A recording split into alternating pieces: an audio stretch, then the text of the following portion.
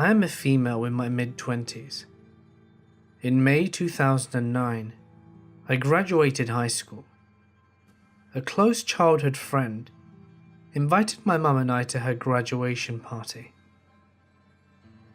Victoria, whom invited us, was one of my best friends throughout my childhood, and often her mother would watch us or my mum. Her mother was called Sharon. Once we got a little older, we were able to stay home alone, and often watched her brother that was a toddler at the time. Her and her brother have different fathers, and many times during our afternoons hanging out, when we were around 11 or 12 years old, Victoria's brother's father would come to pick him up or drop him off. Whenever he was there, I stayed in her room, because even at a young age he creeped me out. He wasn't very polite like my other friends' fathers would be. Even with me growing up without a father, I knew he was a little off. So fast forward to when Victoria and I were even older. She was 19 and I was 18. We did not hang out nearly as much due to us attending separate high schools and, of course, making different friends. However, our mums were just as close as they were when we were kids. So in May 2009, we were making our rounds, seeing as how a lot of graduations were being celebrated. Around 5 PM, my mum asks if I would like to go to V's party, and, as per a safe assumption, I agreed. So as earlier mentioned, with my mum and I attending different celebrations, I had one of my current besties with me, Amanda, who Victoria was familiar with, because we all attended the same middle school. Anyway, the three of us show up to the party, and there are many people laughing, eating and drinking, just generally having a good time, with good vibes. I must mention now that Sharon, Victoria's mum, is gorgeous inside and out. Long brown hair, beautiful eyes with a perfect smile. In addition to her head-turning looks, she was a peach to be around. Sharon was always the life of the party and made everybody laugh. If you knew her, you loved her. So in the midst of everything, of everyone enjoying their time, we were all instantly greeted by Victoria and her mum Sharon. Her mum was elated that her daughter graduated, and she recently started a relationship with a handsome new great guy. Her mum, I remember, was just exuding happiness. So again, my mum, my current bestie Amanda and I were all having a great time. Suddenly, Victoria announces that her brother and father are outside, and they want to come in and say hi. I immediately put my guard up. Since a young age, I've always had a heightened intuition, and will always listen to my inner voice if I'm uncomfortable. So the vibe slightly shifts as he walks in, because all of Sharon's friends, including my mum, know that he wants her back, and he's been trying to get her back for quite a while. He comes in, and ironically, plops into the first available chair, which is next to me, at the large dinner table. Just thinking back on this moment, my stomach churns. He asks me which college I planned to attend to, my goals, and the other typical questions you ask a high school graduate. I remember I answered him swiftly. Keep in mind, these were the questions I was constantly answering for the last couple of months. In a brief pause in our conversation, I asked my friend Amanda if she wanted to go to the little girl's room.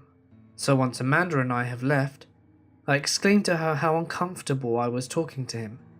I specifically remember saying to her, "It's so weird he's talking to me, because when I was a kid, he didn't even acknowledge me." I asked Amanda if she was ready to leave, and she agreed. We exited the bathroom, and I made a beeline to my mother and told her I was ready to leave. From the moment I told her I was ready to go, I asked her consistently and persistently every 10 minutes to leave, that she was considering letting me take the car and wait for her and Sharon's mutual friend to arrive. At this point, I'm begging my mum to leave. Although I previously mentioned my intuition, I didn't really understand my own angst to depart at that very moment. Being an only child, I'm a nurtured brat, and my mum gave in. About 45 minutes after leaving, my mum receives a frantic phone call. One of the mutual friends of my mother and Sharon stated that Victoria's brother's dad had physically assaulted Sharon and her new boyfriend. Coincidentally, the mutual friend's husband is a cop, and was one of the officers at the scene. About 20 minutes after getting the initial update, my mum, my friend Amanda and I went to the mutual friend's house whose husband is a cop, and he periodically gave updates. It was stated that after they had him in custody, that he approached Sharon with a last-ditch effort to get her back. They are talking in the front yard of their home, and when she declined, he kicked her in the stomach. While she was crawling away trying to catch her breath, he walked to his car and pulled out 2 loaded handguns. He shot Sharon in the back twice.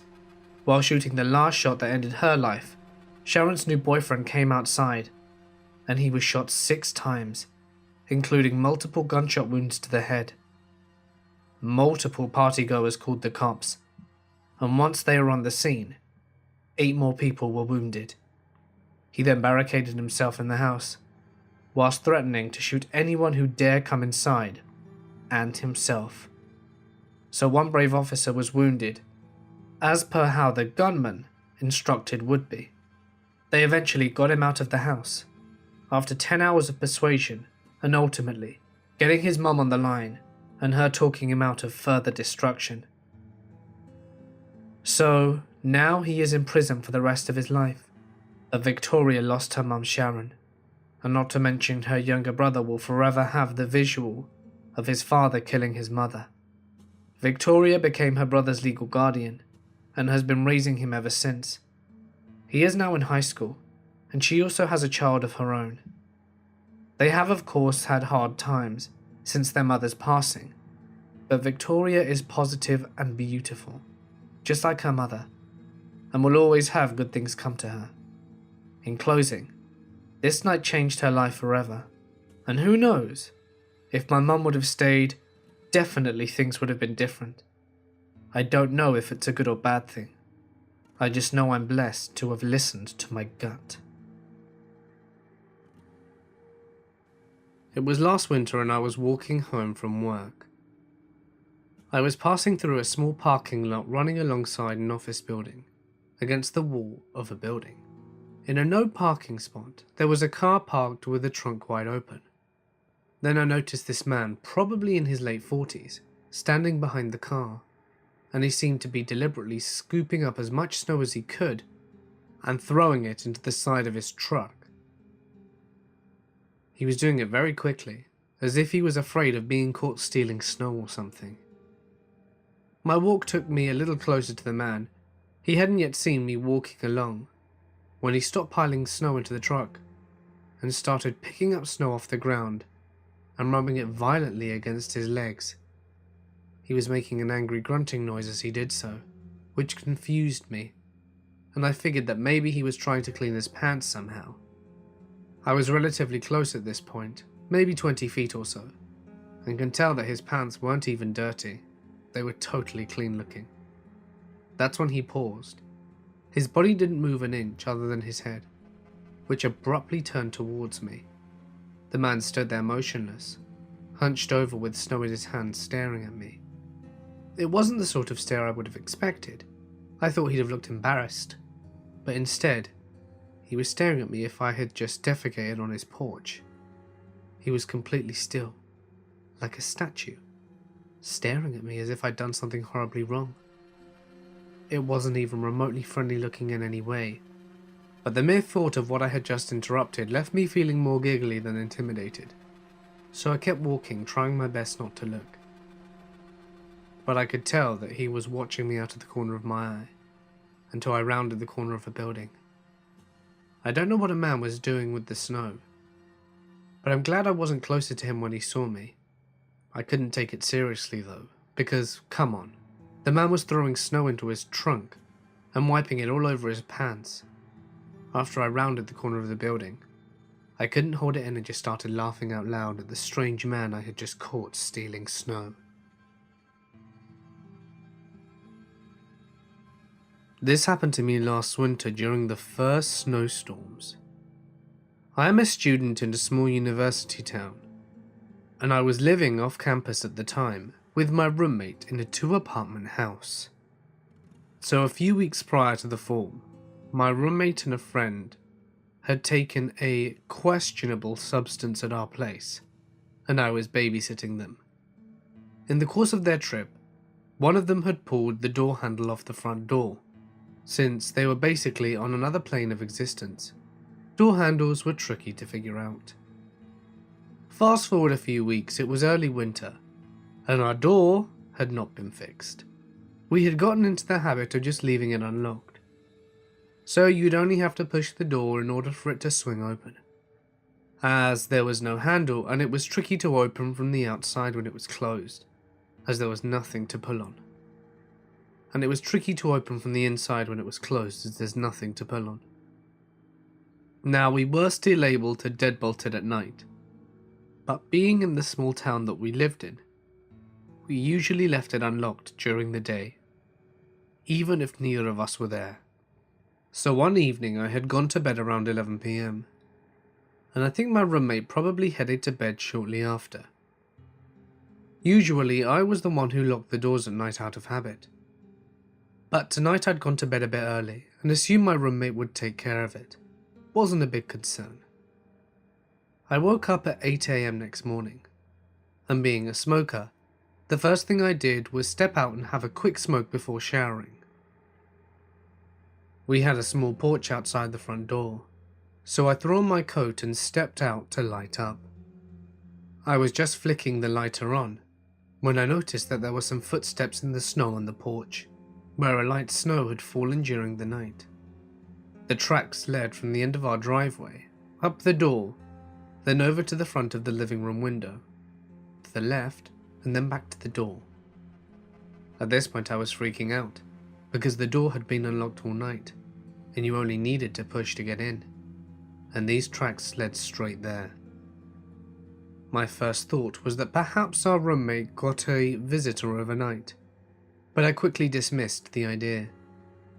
I then panicked and went back inside, in case whoever this was had entered the house and was still in there. So I went back to examine the footprints closer. A closer look revealed that after they went up to the door, they turned a right off the porch, walking closely along the side of my house, where my bedroom window is. And it looked as though they had stopped there briefly before moving on. This is where it gets really weird. I continued following the tracks, trying to figure out what the hell this person was doing at our apartment in the middle of the night. They turned a sharp right, still hugging the side of our house, and along the wall where my roommate's bedroom window was, and carried on past the apartment in the building. At this point, there's a small paved road gap between our building and the next 3 on the street. It's like a slightly larger alleyway-sized space. I'd like to point out, as these tracks crossed our neighbour's lawn, it seems they couldn't decide to keep going to the next house, or go back to the sidewalk, as they weaved back and forth. These tracks led across the gap, and up to the corner of their next house, and stopped directly in front of a gutter drain pipe down the side. The footsteps shuffled here on the spot, or stood in the front of the gutter for a while, and then continued around the corner to the front of the next apartment, across their lawn, and quickly turned down the side of their building. This was an even smaller path, which led to a wooden door along the back garden, which was completely fenced in. These footprints paced up and down the side of the house what looked like many times, before apparently going into their closed-off backyard. This apartment happened to be abandoned at the time, with a big rent sign on the window, so as far as we knew no one lived there. Having gotten as far as I could, I went to see where the hell these tracks had come from. They had come from a long dirt path directly to our place. This is a dirt path that you only went along if you're going somewhere in our small suburb. To walk down there, directly to our place, you must know where you're going, as it's quite out the way. I was pretty freaked out, as I didn't know if they had entered our apartment at night, and judging from their path, they seemed disturbed. I told my roommate when he got up, but he didn't seem too freaked out about it, and suggested it was a meter reader. I had thought maybe too, except our electrical box is on the complete other side of the house, and there were no tracks there. I still have no idea what this guy was up to, but it still creeps me out to this day. Mostly because I've been racking my brain trying to figure out what was going on, as I was the only one who seemed concerned about the possible creeper in the house. Needless to say, I always made sure to lock the door after that. This encounter is real, and happened to me 6 years ago when I was 16. I'm female, and I live in New England, where the winters are very snowy with long, cold, dark nights and short days.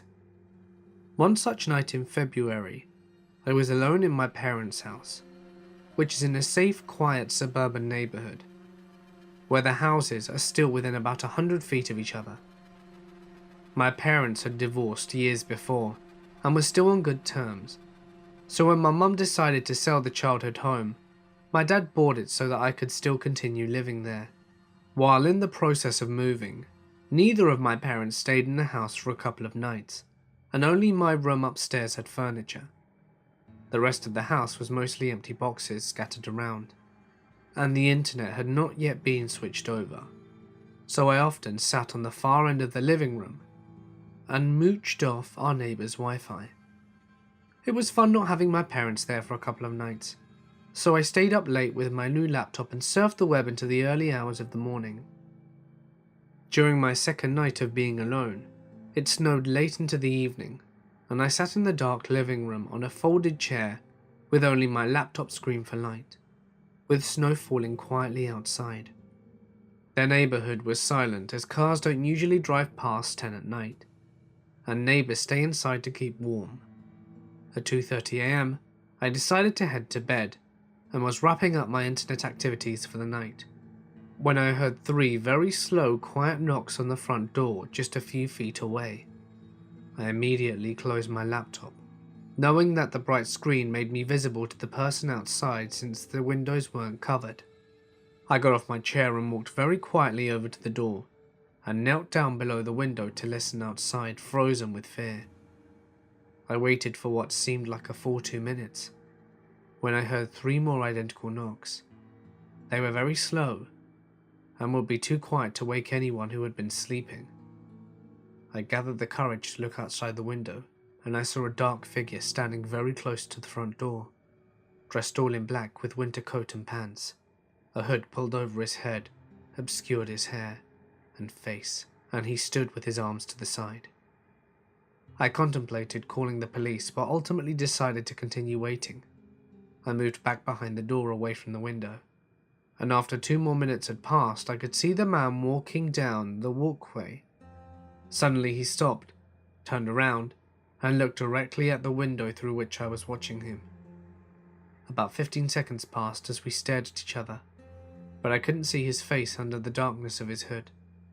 Finally he turned around and walked down the driveway and down the street. He didn't stop at any other houses, just continued down the street in the falling snow, and I watched him for about 10 minutes until he faded into the darkness. I still live in that house, and occasionally have nightmares in which this scene replays itself. Except in the dreams, I open the door for him. A few years ago, when I still lived in upstate New York, something really freaky happened to me. If you've ever been to upstate New York during the winters, you'll know that it can snow a lot. I usually spent snowy nights watching TV. I lived about a mile or so from any other house, and my roommate was out. I'll be honest, being alone made me feel uncomfortable.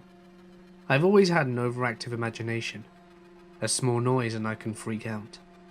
Like I was saying, my roommate was out and it was snowing heavily. It was probably like 9 or 10 at night and I was watching TV as normal. When all of a sudden, I heard a crunch outside, like someone stepping on ice.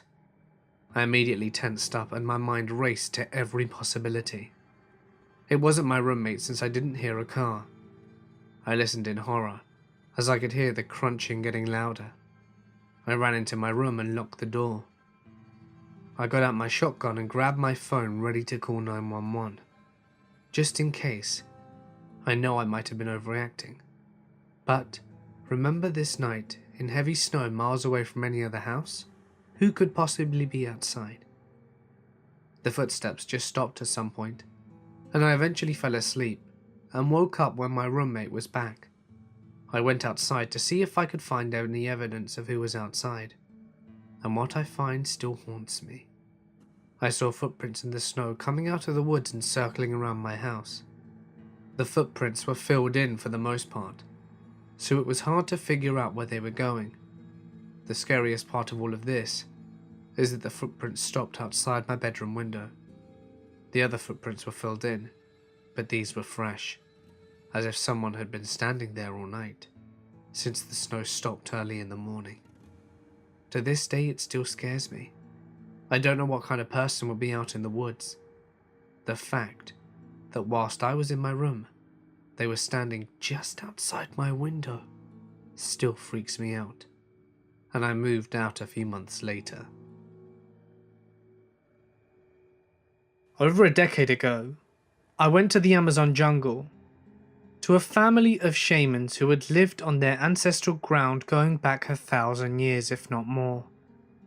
All firstborn males in the family followed the path of the ayahuaceros and healers for their community. So I arrive, and since I'm not from the jungle, I am told that we must do a ceremony so the spirits of the jungle would welcome me safely. The ceremony consisted of lots of singing around a fire that was encircled by beautiful flowers and leaves that we had collected and arranged earlier. A cutting of the capi plant was present for this and held a special center location in the biomandala we had created. The people I stayed with viewed the capi plant as representative of Mother Earth and thus viewed it with reverence. After what felt like hours, the man told me the ceremony was complete and led me to my room located in a separate detached structure on the second floor. There were some windows in the room, and after a short while decided to go to sleep. I was awoken in the middle of the night by a cacophony of sounds. I was hearing various distinct animal sounds. Birds, roars, guttural bellows, screams, sounds that I had never heard before in my life. The thing about it is that the sounds were all so different. They were definitely not all the same species. They all had such vastly different sounds coming from many different locations. I was freaked out, but stayed silent and tried not to move. If I had to estimate, it really felt like over 15 different types of sounds being produced. Then the banging started. It felt like dozens of animals were smashing their bodies into the structure, all around me. There was substantial weight being thrown into the outside walls, whilst the animal cries were going off. I was terrified because the windows were open, but maintained still. I couldn't even move due to the fear of what was just slamming into the walls. So I prayed and prayed for protection, and somehow fell asleep. And I awoke later in the night to a large cockroach crawling on me. The next morning I wake up safe, and no evidence outside of anything having occurred hours ago. I ran into the healer that day, and he asked me how I slept. Not so well, I replied, and explained last night's occurrence. He laughed, and said it was just the jungle welcoming me. I stayed there for around 20 days, and it only happened to me on that first day and never again. I almost have a semi-existential crisis every time I dwell upon this. I lived in a handful of different apartment communities with my mother for the majority of my teenage years. Some better than others, and incidentally this occurred in the best of all of them. I was 16 at the time, and there were a group of girls around 10 years old that liked to hang out and play volleyball together a lot. They hated me, because I used to go around with another kid and throw water balloons at them whilst they were playing. In hindsight, this was pretty creepy in itself, but at the time, it was hilarious. Well, I'd probably be the last person they would ever visit, but one day whilst I was playing GTA in the middle of summer, they came knocking at my door. I was going to make a smart-ass comment, but they looked pretty distressed, so I asked them what was wrong. They told me that there was a weird guy driving around near where they were hanging out, and wanted me to come by. I was the oldest kid in the complex, so it made sense that they would come for me.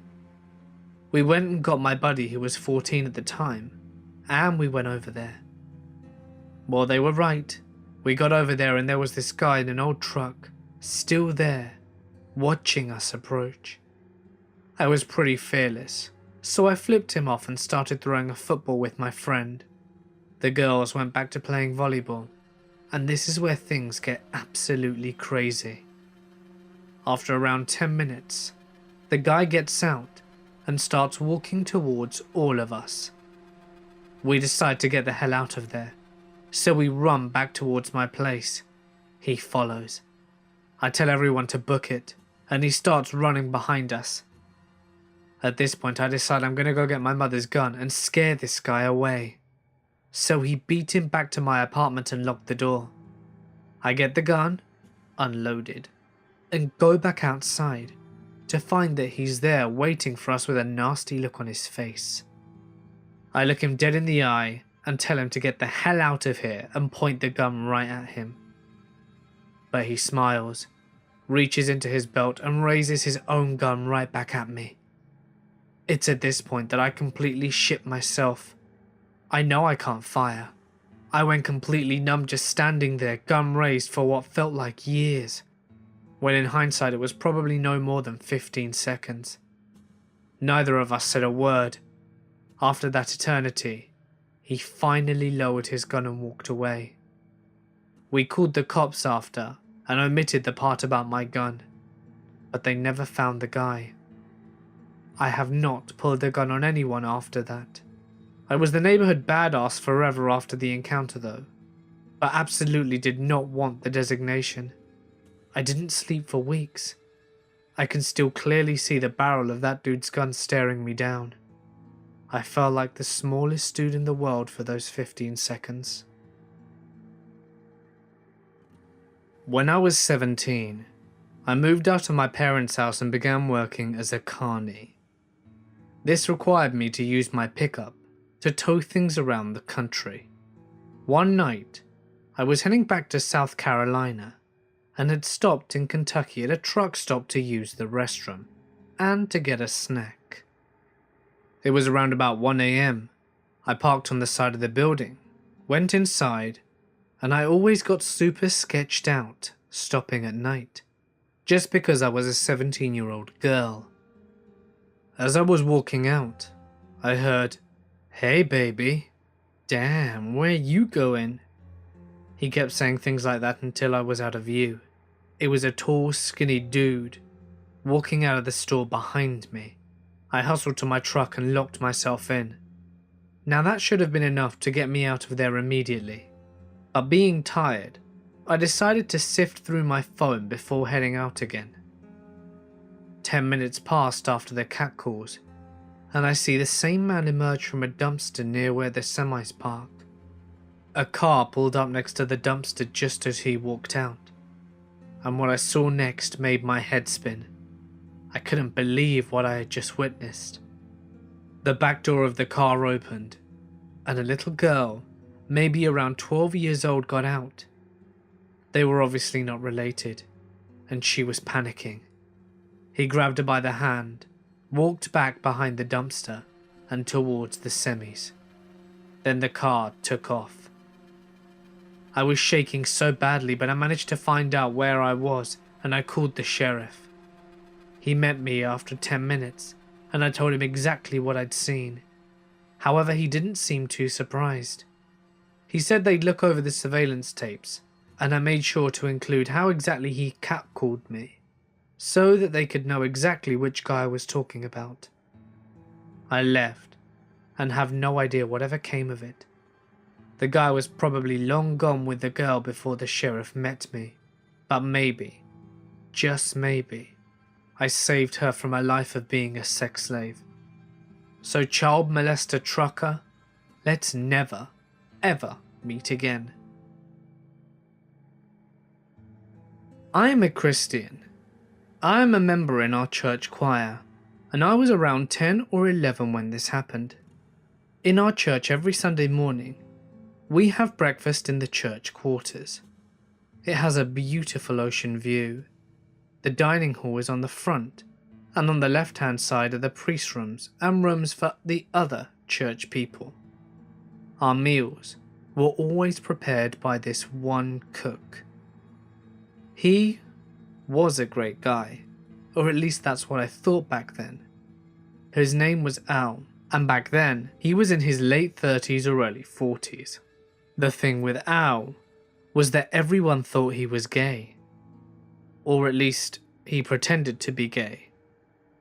The way he spoke, the way his mannerisms were, they all indicated that he was quite feminine, so no one suspected him in any way. One day, there was a fiesta in our neighborhood, so people were everywhere. I enjoyed biking around the area, and today was one of the days where I found myself doing just that, and I was wandering around the backside of the church, and there he was. I was sitting in a chair watching me. He called me to come inside the church quarters. He was all alone, and it didn't ring any alarm bells in my head because we never had any stranger danger classes here, and because I just thought he was a nice guy. Not to mention that nothing bad has ever happened here. He invited me in, and I was led to his room. I don't remember how or why I was inside, as this was 10 years ago, but what he did next is something I will never forget. He locked the door. I was scared, and his happy tone then changed to a quite sinister one. He walked towards me slowly, like a predator making its way towards its prey. He laid me in bed and touched my 10-year-old thigh up and down.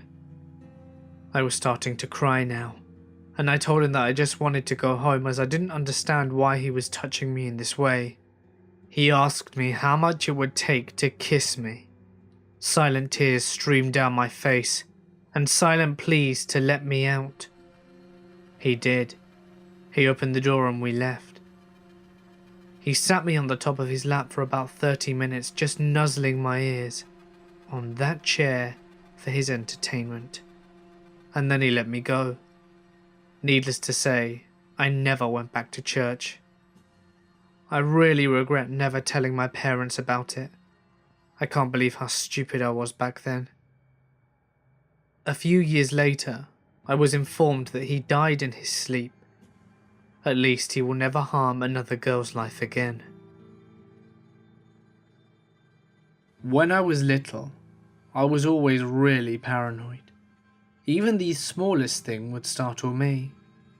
One day, I went back from school because I had detention with my best friend Peter. We were always troublemakers, but this time, we had to stay late because we misbehaved in detention, and we had to stay an additional 2 hours longer. We begged the teacher giving us the detention to let us go early because we had to walk home, but the teacher wouldn't budge, and was a fitting punishment for us not behaving. It was a 3-mile walk back home, and it was already sunset. Being the paranoid kid I was terrified walking back this late. But I knew we had to walk fast because if we didn't, my mum would be back from her job and would know that I had been in detention, so we kept a swift pace and started walking to the road home. The normal way to get to school is right alongside the road, with tons of cars and people always driving or jogging by. But there was also a shortcut that led right through a pretty rundown neighbourhood and went through a very smallly wooded area. I hated going that way, but it would shave off about a mile of walking time, so I knew I really didn't have a choice. By the time we'd reached and run down the neighbourhood, it was starting to get dark, and we were both getting worried, but we kept walking. We were almost to the wooded area when Peter pointed out that a man had been following us, and saw a middle-aged man in a stained t-shirt, ripped jeans and covered in tattoos, walking a few yards behind us. Peter told me that we should walk faster, and we did. We didn't look back until we were halfway through the wooded area, and when we did, he was gone. It was now getting really dark, and we were having to use the lights that went along the walkway to see. He walked a few more minutes, and that's when we heard Peter scream. The man had grabbed him by his backpack and began to pull him away. I don't know what to do, so I began screaming for help, hoping that people nearby would hear me. But I knew I had to help Peter. I took out a metal water bottle from my backpack and began hitting the man in the head as hard as I could. He eventually dropped Peter and struck me. It knocked me to the ground and I could taste blood in my mouth.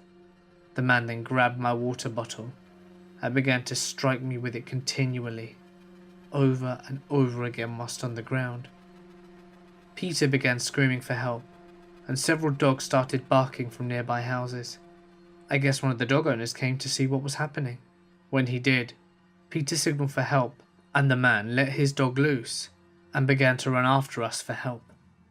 The man hitting me didn't even notice. He was incredibly angry and kept hitting me in the face with the water bottle. I tried to cover my face to turn away, but he then screamed to just hit me in the head. I remember crawling up into a ball, and then the dog bit the man in the leg. He screamed and I saw blood drip from the wound. Shortly after, the neighbour came around calling, and the man following us ran off. Peter and I were both fine, other than being scared shitless and having a bloody face, broken nose and a big headache. But the police never caught the man, and that's what scares me to this day. After this happened, the teacher that gave us detention was fired for not telling our parents to pick us up, and my mum got a different job so that she could always bring Peter and I back home. I was at a friend's house spending the night when I was in middle school. As expected, we'd stay up all hours, which didn't matter most of the time, except the bathroom was right near his parents' room. About the only time we'd get into trouble would be when someone would wake them up when nature called. To avoid this, we'd go out to the basement door and just pee in the neighbouring woods. The door stayed unlocked most of the time because we'd managed to lock ourselves out more than once. This was also compounded by the fact that we'd all wander out and find something to do in the woods on a regular basis. This night, his older brother was home and kept barging in on the basement door and raining chaos from above, so we decided to lock the door just to deter him. Not that it really would have been a big deal keeping him out, but at least he'd have had to use the other door and key, and took the barging fun out of it for him. Around midnight we hear the handle jiggle, and don't think much of it, figuring it was just his brother. After about 5 minutes of on and off hand fondling, we finally hit the door and yelled for him to stop. There was silence on the other side. There was no response, but around 10 minutes later, it started again, and the process repeated. This went on for about 2 hours until finally, after telling him to just stop, we said screw it and ignored it. So fast forward to around 9 AM. We were stirring and one of my mates had to go to the bathroom. If you've ever had a sleepover like that, there are bodies strewn all over the place, And once the first person starts to walk around, it kind of stirs the nest. We all started stretching and making our ways to relieve ourselves of all the soda that we'd binged the night before. As we go walk outside, I grab the door handle and close it behind me, and noticed it felt rough. After looking at the space around the keyhole, I saw it was all but destroyed. There were giant scratch marks on every surface, and the metal guides were bent and skewed. I asked my friend that lived there what had happened, and he said that it's the first he'd ever seen of it. Not really wanting to be blamed for something that his brother did, we went upstairs and told his parents about the night before. After his dad went downstairs to see what we were talking about, he went completely white and ran upstairs to call the cops. Evidently, someone had been trying to force the lock open whilst we were all inside.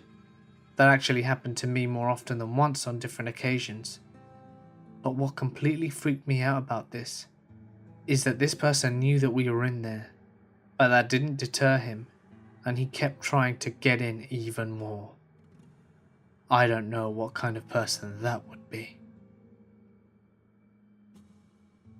Number 5. From May 2010 to May 2011, I worked as a security guard at a hydroelectric dam in Virginia. It was a fairly isolated location. If you needed an ambulance, you could expect at least a 20-minute wait. About a month after I was hired, one of the guys at the dam told me that most security guards out there will quit after a few days because they got so creeped out by being alone in the dam all night, and he was glad that I was sticking to it. In truth, it could be very creepy. Sometimes at night whilst I was patrolling the basement levels of the dam itself, I would think about the fact that I was 50 feet below the waterline on the low side, and the only human being in about a 1.5 mile radius. Sometimes, I'd hear weird noises in the woods, or catch a flash of a shadow whilst I was in the dam. It does take a lot to scare me though, and I knew that I was either hearing critters in the woods, or my mind was playing tricks on me. One night, however, something happened that scared the living hell out of me. It was a little past 11 p.m, and I was sitting in the guardhouse reading a book. Suddenly, I hear a tap at the door. What's creepy about the guardhouse at night though, is that you have a little lamp inside turned on. People could look through the window and see you quite clearly, but due to the glare off the glass, it made it difficult for you to see outside. When I heard the tap at the door, I thought it was a bug hitting the glass. It was so faint, and I knew that there weren't any contractors at the dam. I had the place to myself. The tap came once again, more insistent this time. I grabbed my flashlight and opened the door. There was no one there. I let the door slip from my hand and shut behind me. To my left, previously concealed by the door as I had opened it, was a huge man, at least 400 pounds, wearing a grey sweatshirt and grey sweatpants, and the sweatshirt was smeared with fresh blood. My heart started hammering, and my blood ran cold. I was so scared I could barely speak. As it turns out though, he was a local fisherman who had been fishing off the bridges over the trail race, and he was wondering why the power company hadn't started back pumping into the lake yet, because they usually started a little before 11, and that's when he always drew in the big striped bass. He was smeared with blood because he'd already caught and gutted a couple and wiped his hands on his shirt. He felt really bad when he realised that he'd approached me basically in the same way that a murderer in a horror movie would have. I am thankful to this day that I am an unarmed security guard. because if I'd have had a gun, I would have either shot him or accidentally shot myself whilst trying to shoot him. Number 4. I worked as a night auditor at this semi-swanky hotel next to the airport. One night, I get a call from a lady in 204. She says that she was hearing arguing, loud banging, and crying coming out of 206. I checked the computer, and no one is checked into that room due to maintenance issues. I'm a little bit confused, so I called my supervisor to see what she would have me do, and she tells me to call on-site security and follow them up with a key. As we're approaching on the elevator, we can hear the crying. It's loud. My heart begins racing as we're near the door. So I hand the key to the security guard, and the next 5 minutes seem to happen in slow motion. He opened the door and immediately flicks on the light. Keep in mind, we're only on the 2nd floor, and the only door was by me. And it was about 3 a.m. and there was no one around. As we enter, the shower is on, and steam is coming out from under the door. There is only one lamp on in the room, and it is very cold. There is a lady in a red lacy bra and panties, super red curly hair, curled up on the bed crying. She was facing away from us. As Frank approached her, he asked her if everything was okay. She sort of stopped crying and rolled over. When she did, a wave of horror came over me. She was very pale and covered in blood, and was just staring behind us. That's when we realized that the shower had stopped, and that the toilet door was open. There was a man about 6'5" standing in the doorway. We turned around just in time to see the cops tase him and arrested him. I was so grateful that my supervisor called the cops as well. It turned out that he was a rapist who hides in hotel rooms, kidnaps women who stay there, and decides to cut them open. The woman was okay, but to this day, I will never go to a hotel again. I haven't thought about this story in years, but I want to share it now. I was around 10 or 11 at the time. I was in the church softball league, and we had a game this day. I was about 3 people away from being up at bat, so I was standing outside a bit down the third baseline, taking some practice swings. This older guy comes up to me, and he starts chatting, asking about the game, and what league we were, pretty mundane stuff. He goes on to tell me that he was looking for some help. He said he'd accidentally locked his keys in his truck, and he was worried because his dog was in there and it was a hot day. His truck, however, had one of those small windows at the back of the cab that was too small to fit through, but it would be no problem for a child, and maybe I could do him a huge favour and help him out really quick. Now I know what you're thinking. How could you not realise this was really sketchy? Or didn't your parents ever tell you not to talk to strangers? Well, yes, they did. But I was 11 and in broad daylight, surrounded by the people I knew. It just didn't really ring any alarm bells. It haunts me to this day how close I was to saying yes.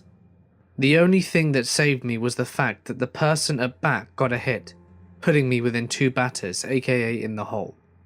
I told the man that I was almost up to bat, but I'm sure that he'd find someone to help him. After the game, I nonchalantly mentioned it to my parents. They get very serious and begin asking me all kinds of questions. What did he look like? What was he wearing? Which direction did he come from? Etc. My dad picked up his phone and made a call.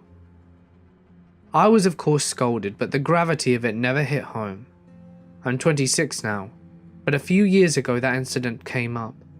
Turns out my parents kept an eye out in the news, and lo and behold, a guy matching the description I gave was arrested in the same area for attempted kidnapping not too long after. This happened to my sister about 15 years ago, when she was in high school and I was in middle school. Our mother worked as a house cleaner and always became good friends for everyone whose home she cleaned. One of the homes was owned by an older couple that had no kids, but a huge house and a really nice pool that they always invited me and my siblings to go swimming in.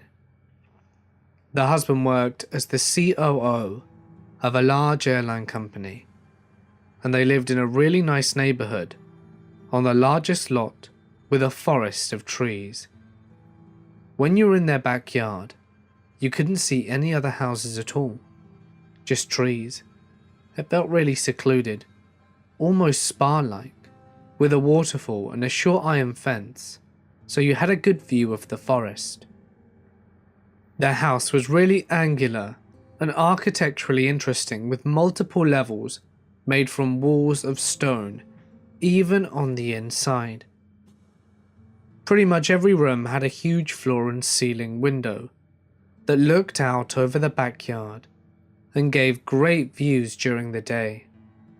At night, however, the reflection from the inside light prevented you from seeing out, so it was always a little unnerving to walk by them, since you couldn't see what was outside. The couple also decorated with old Native American art and masks, which was a little creepy to a middle schooler, but the couple wasn't creepy, so I never got too scared. They had an older golden retriever dog named Samson that lived up to his name. He was massive, but had a sweet and gentle temper. They also recently rescued a husky mix named Sadie, who was quite the opposite. Psycho Sadie, as we lovingly called her, had an intense separation and stranger anxiety.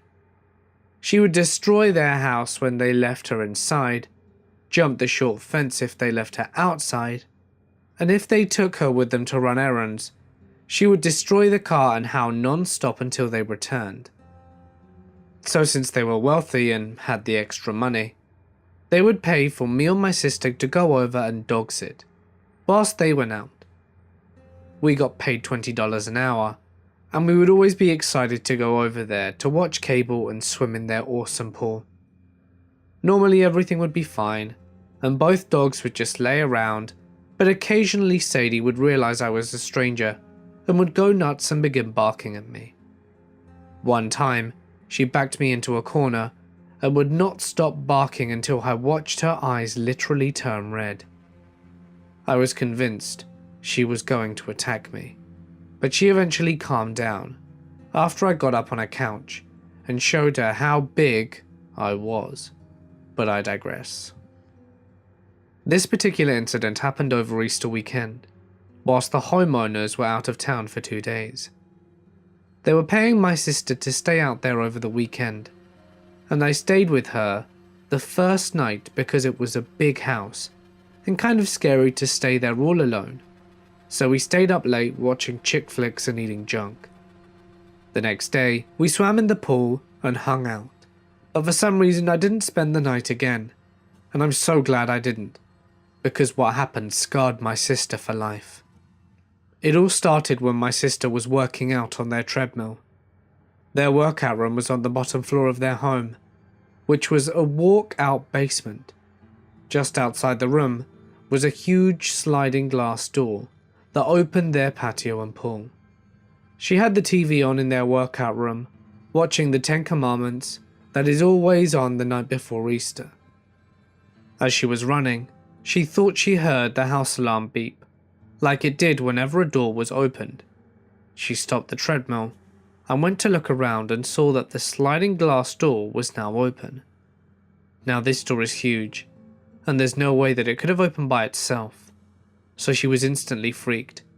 However, the dogs were just laying there in the workout room, and she figured that they would have gotten up to investigate if someone had come inside, since they have those kind of instincts.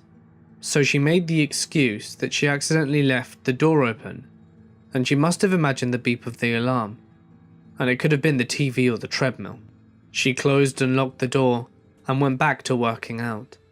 But a couple of minutes later, she had the distinct feeling that somebody was watching her. So she looked around but didn't see anyone. She finished her workout but couldn't shake the feeling of being watched.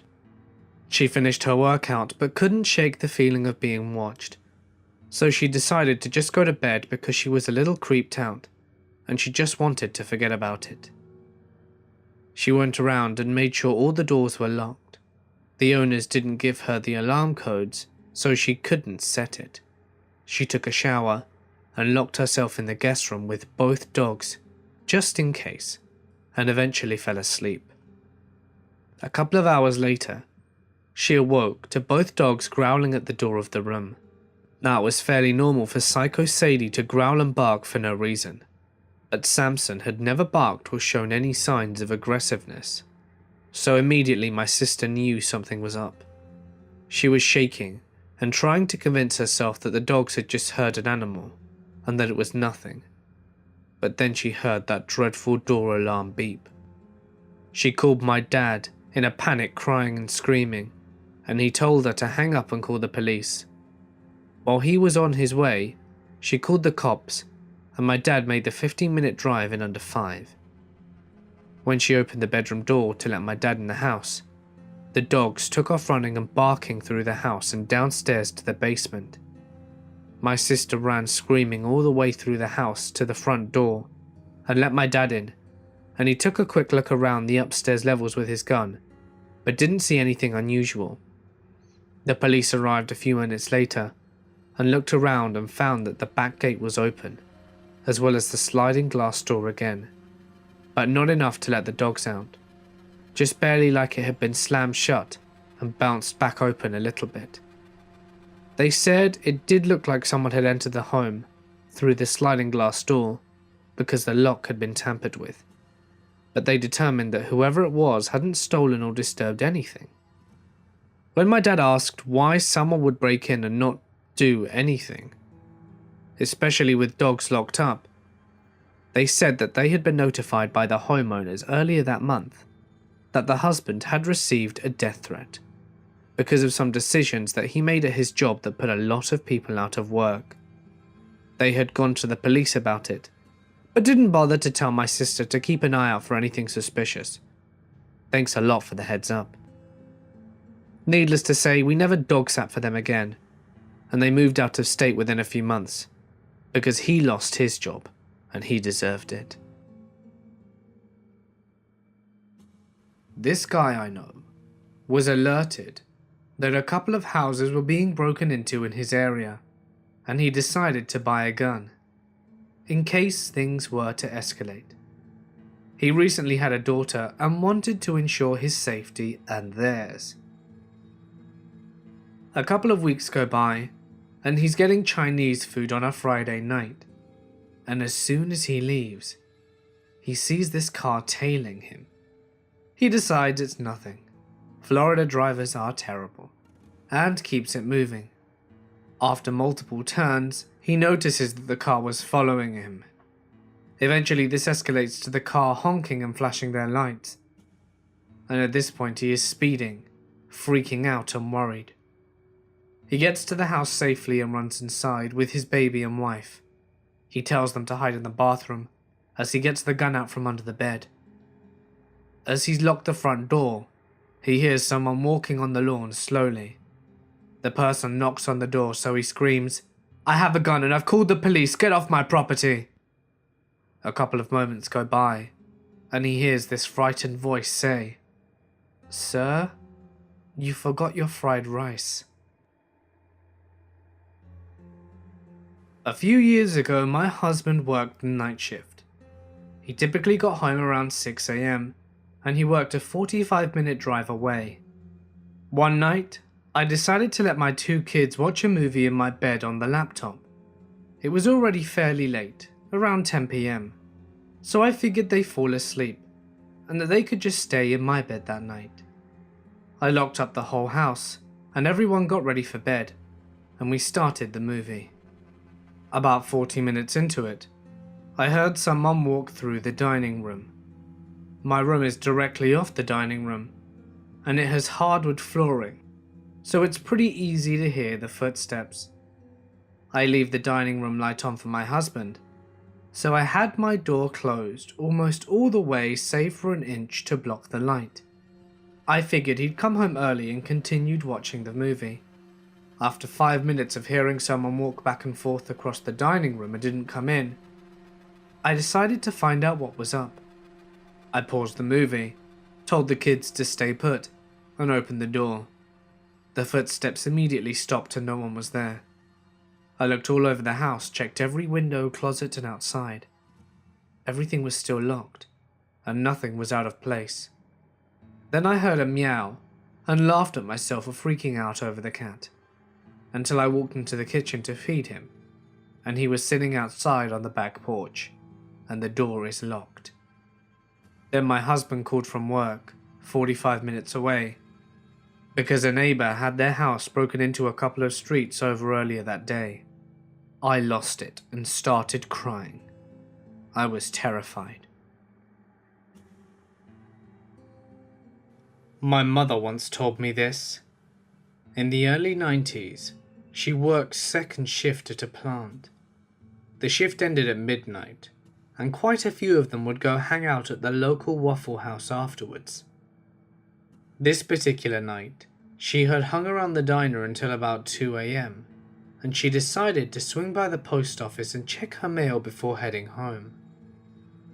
We live in a then rural southern town in the US, and there is less than zero traffic at that time of night, and the post office is fairly secluded.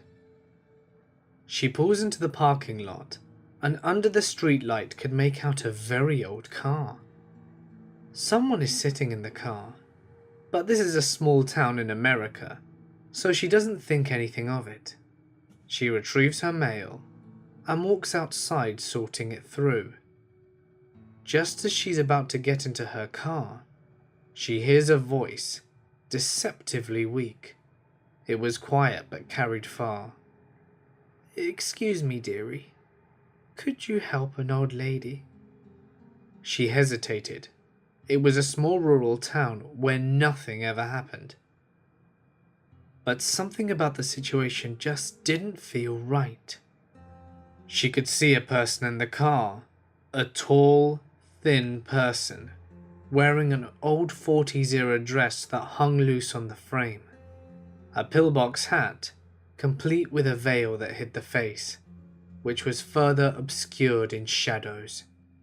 The hands were covered in gloves. Her brain said that this was a frail old woman, but her gut instinct said that something was wrong. The figure held up its hand curled into claws and gestured towards the dash. "I have arthritis," the falsetto weak voice said, "and my mail has fallen into the crack." My mother could see the envelopes, that they sat where the windshield met the dash. To reach them, she would have to lean far into the car.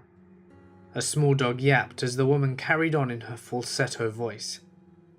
"I just can't seem to reach it." She swayed for a moment before spinning and booking it to the car.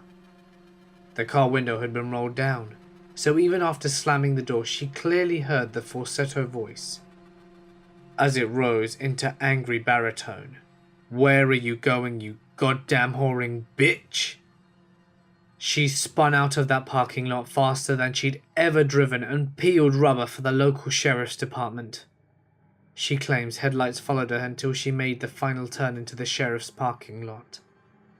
She gave her statement, and over the years she's heard that several people have seen this man dressed as an older woman, usually seen and avoided, but no one else has ever interacted with him and reported it. Perhaps none of those survived. This summer started off with a trip to a very prestigious university for what is basically nerd camp. Most people were actually very lovely, except for a handful of rather strange, sex-starved, or just plain socially awkward individuals who made comments that would send chills down almost anyone's spine. For example, one boy made a comment about how we really shouldn't have any qualms about secretly injecting people's water supply with numerous biological chemicals as a means of testing what is suitable for biological warfare. Another brought a roll of what looked like 10,000 condoms and eagerly showed my roommate and I in a coffee shop with the biggest grin on his face. One of my 3 roommates also had a particular habit of waking up in the wee hours of the morning, getting dressed, hopping back to bed, and then darting out the door without even a hello as soon as any of us had woken up. The only real physical issues I had were at the final dance when us biochemical kids were introduced to the engineers. I hate to bag on them, since most of my brother's friends, including his wife, are engineers, but these kids were ridiculously creepy.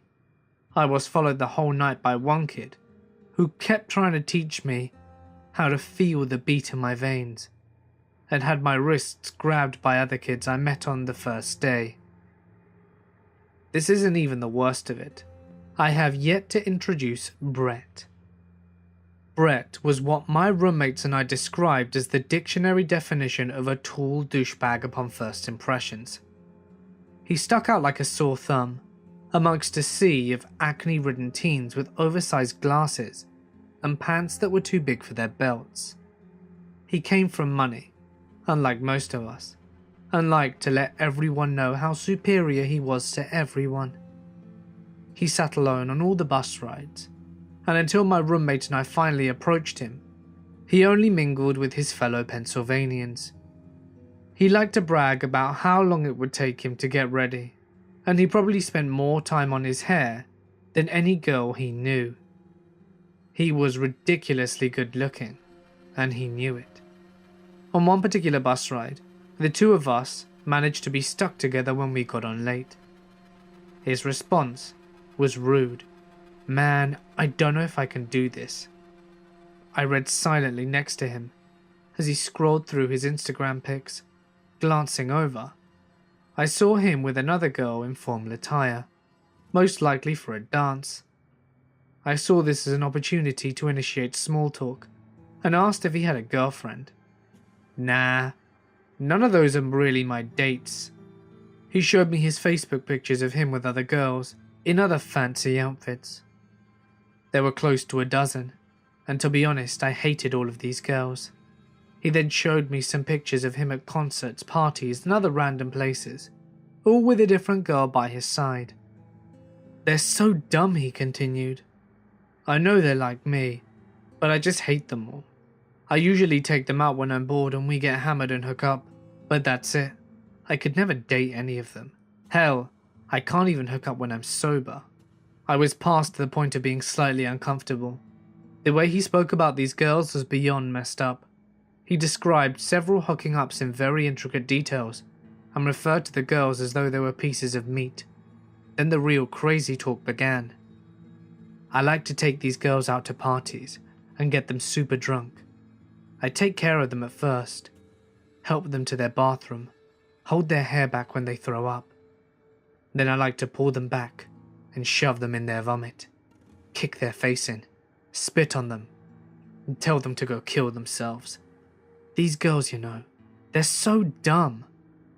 If I hadn't been so shocked by the words he just said, I probably would have said something like, "What's wrong with you, you disgusting piece of shit?" But all I could respond with was a stare equally as emotionless as his.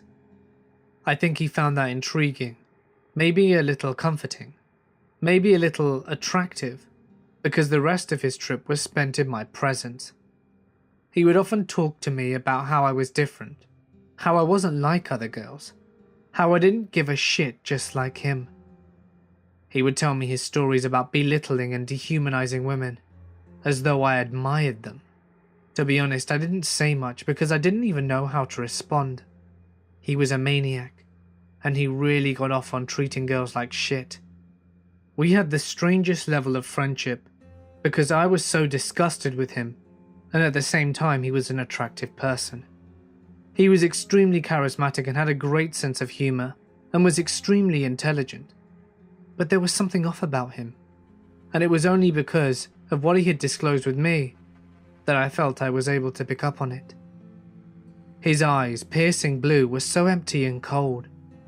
When talking about personal topics or tragic events, he never missed a beat, with a sympathetic reply, but it was so disingenuous. I discussed the topic with my roommates, and we came to the conclusion that Brett was a sociopath, a narcissistic sadist, or some other type of psychopath, and with no matter how attractive, we should all stay away. After the camp ended, I never thought I would see him again, and he would simply be a creepy story to tell my friends. However, that was not the case. My final trip of the summer, you better believe it, was to accompany my best friend Pamela on her annual trip to visit her dad in Pennsylvania. Somewhere in those wooded forests lurked a monster by the name of Brett. I had no intention of meeting up with him, but I did plan on meeting up with one of his friends, Drew. We had hit it off during camp, sharing many of the same interests and hobbies. He told me that before we left, if I were ever in Pennsylvania or DC, I should let him know, and he would be more than happy to meet up. Although he and Brett hung out at camp, I knew that they weren't friends back home. They were far too different. Drew was a freckly, paper-white ginger who was about 5'10", and about 135 pounds at most. He played video games and hiked for fun. Not to mention Brett specifically told me that he hated Drew. Apparently, Brett believed Drew was trying way too hard to be like him, and this was most definitely untrue. So Drew, Pamela and I go hiking around his town. I don't ask about Brett when Drew mentions him, but my best friend is dying to meet him after everything I told her. Drew says he can invite us to a party, and then we can all catch up. We ended up going, since apparently Pamela thought spending the night making venison jerky wasn't a preferable alternative to meeting up with a crazed individual. The party ends up being something out of a nightmare. Raging college kids and a shit ton of drugs. All the stuff that would make me want to hide in a corner. Pamela was having a blast, and so far I imagined to avoid consuming any of the drinks Brett was shoving in my hand. He was staying way too close to me the whole night, trying to pull me onto him when we sat on couches, grazing my ass whenever I stood near him, and at one point he pressed against the wall and forcibly kissed my neck, before his not date came around and got very pissy with the both of us. I hid from him for the rest of the night. Eventually, the party began breaking up, because someone got wind that the cops were coming. Drew was rushing me to the car, but I couldn't find Pamela anywhere. I looked in the bathroom and found Pamela flipping her shit and dragging me to the tub. There in the tub was Brett State. She was surrounded by vomit, and her face and lips were palish blue. The both of us began freaking out because she wasn't breathing. I called Drew, and he raced into the house, and the three of us dragged her out the front and called an ambulance. Drew was pretty stoned, but told us to wait in the car, and he would explain everything to the cops since he didn't want to get us in trouble. The cops came and questioned everyone at the scene. The girl was taken away, and Pamela ended up having to call her dad to pick us up. The next day I called Drew, and he told me the girl was alright. She had also spoken to Brett, who seemed completely unfazed by everything. Apparently, she passed out whilst they were fooling around in the basement, so he took the liberty of dumping her in the bathtub where he knew someone would find her, since she was his friend. Then he split, because he didn't want to get into any trouble for drinking underage. I know the world is a pretty messed up place, and people can be downright evil, but to witness this firsthand is rather nauseating. Brett is only 18, and it terrifies me to think about what he's capable of. Imagine in a few years. So I truly hope I never have to look into your soulless eyes again. Please, let's not meet. I live in a small town, and lately, there's been a lot of activities trying to bring the community together. One of these is rock hunting, where everyone paints rocks and hides them around town, and when you find them, you post about it and then re-hide it, sort of like geocaching. A group of friends and I decided to go on a late night walk. There were 5 of us. The other girl, Mel, and I decided to start rock hunting just for the hell of it. The guys were all taking their time behind us, and of course Mel and I were on a mission, so we get carried on our way. We cross the bridge in town, and one side is significantly more lit than the other, so when we got to the other side, it was practically pitch black, with only our phones to light us. The guys eventually made their way over, but strayed way too far, distracted by whatever and just goofing off. Mel and I wandered down the path. It had flower gardens on both sides where people would just hide rocks, and in the daytime it was absolutely beautiful looking. We didn't realise it until we were probably a couple of blocks away that we couldn't hear the guys anymore, and we could no longer see the bridge. I got a very uneasy feeling out of nowhere, and made a comment that we should go back to get the guys. They were probably wondering where we were. I saw Mel bent over in the dim glow of my phone, and shined my light over asking her if she'd found a rock. I shit you not. There was a man standing right behind her, just staring in my direction. If she had been standing up straight, he would have been breathing down her neck. And she had absolutely no idea. I just held eye contact and told her that we needed to go. I don't know if she noticed the change in my voice, but she grabbed the rock and immediately headed my way, not once looking back or noticing him. As she headed my way, I could see the light reflecting off his eyes. I don't even think he blinked. It was just this weird vacant stare. I glanced down and saw his fists were balled, and I got this very bad feeling in the pit of my stomach. I didn't want to freak her out, but I was walking away at an abnormally fast pace, and I think she got the idea something was up. We didn't say anything until the guys were back in sight at the bridge, and I laid all that I had just seen upon them. One of the guys just tried to pass it off as maybe he was just waiting for you to get out of the way, whilst the others started going on how that guy better not think twice about messing with his girls, and shouting out obscenities and threats in Spanish, which were all cut short by a loud sigh. We stopped and watched the same man who had been practically standing on top of Mel drop down on all fours and run across the bridge like some weird humanoid creature. He had followed us back to the guys. We didn't even know. We hadn't heard his footsteps or breathing or anything. He followed us as silently as he had appeared originally, and took off like a bat out of hell when he realised we weren't alone.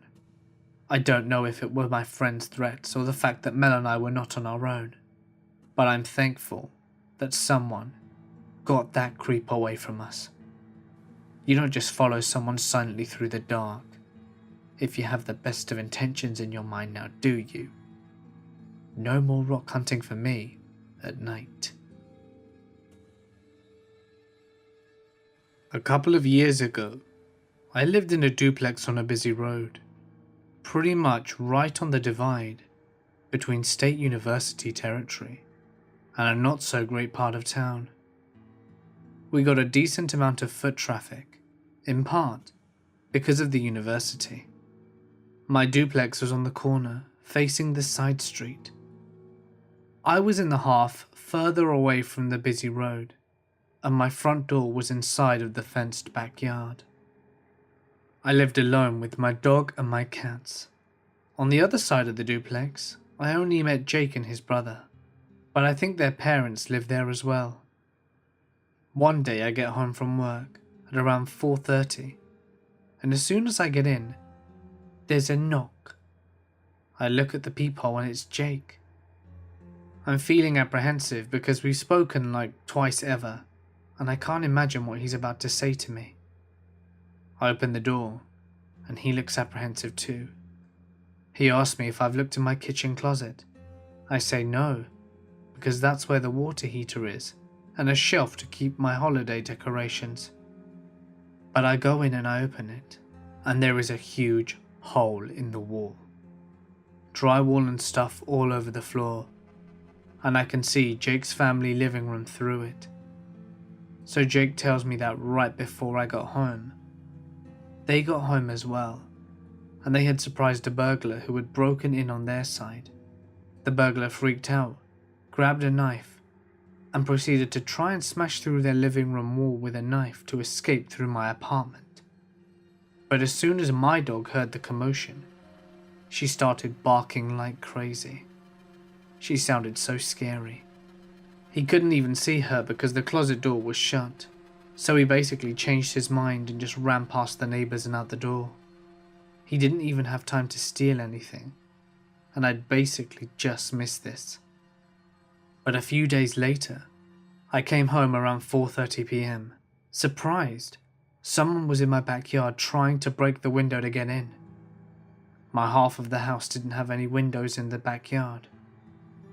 So if he had succeeded, he would have just ended up in Jake's bedroom.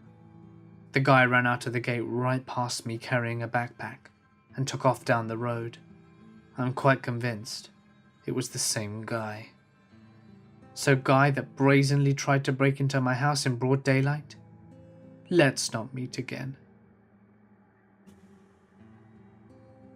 I was 16 years old when this happened to me. I'm a female. It was just me and my dad in my house, and since he's a businessman that travelled frequently, I was left home alone quite often. First of all, I'm going to try and best describe to you the layout of our house, so that you can better understand my situation. My house is pretty small, since it is just my father, my dog, and myself living in it. There's a long hallway full of full-sized windows, separating my father's room and my own. Our dog loved to look out of these windows, so we always kept them open enough for her to look out of. I'm in the last room at the end of the hallway. In between the two rooms is my bathroom and spare bedroom. The rest of the layout is irrelevant. It was around 11 p.m. when the worst night of my life began. My dad was passed out in bed after a long day, and I was mindlessly dancing around my house getting ready for bed. I hopped into the shower, not knowing what was coming next, and of course, like a cringeworthy horror movie, my dog starts aggressively barking up a storm. With my excessive knowledge of how these things turn out for the girls in the movies, I go out to explore. I head to my room to throw some clothes on whilst my dog is still shitting a brick. Months before, I'm not sure how, I managed to break my door handle, so you no longer have to twist the knob to open it.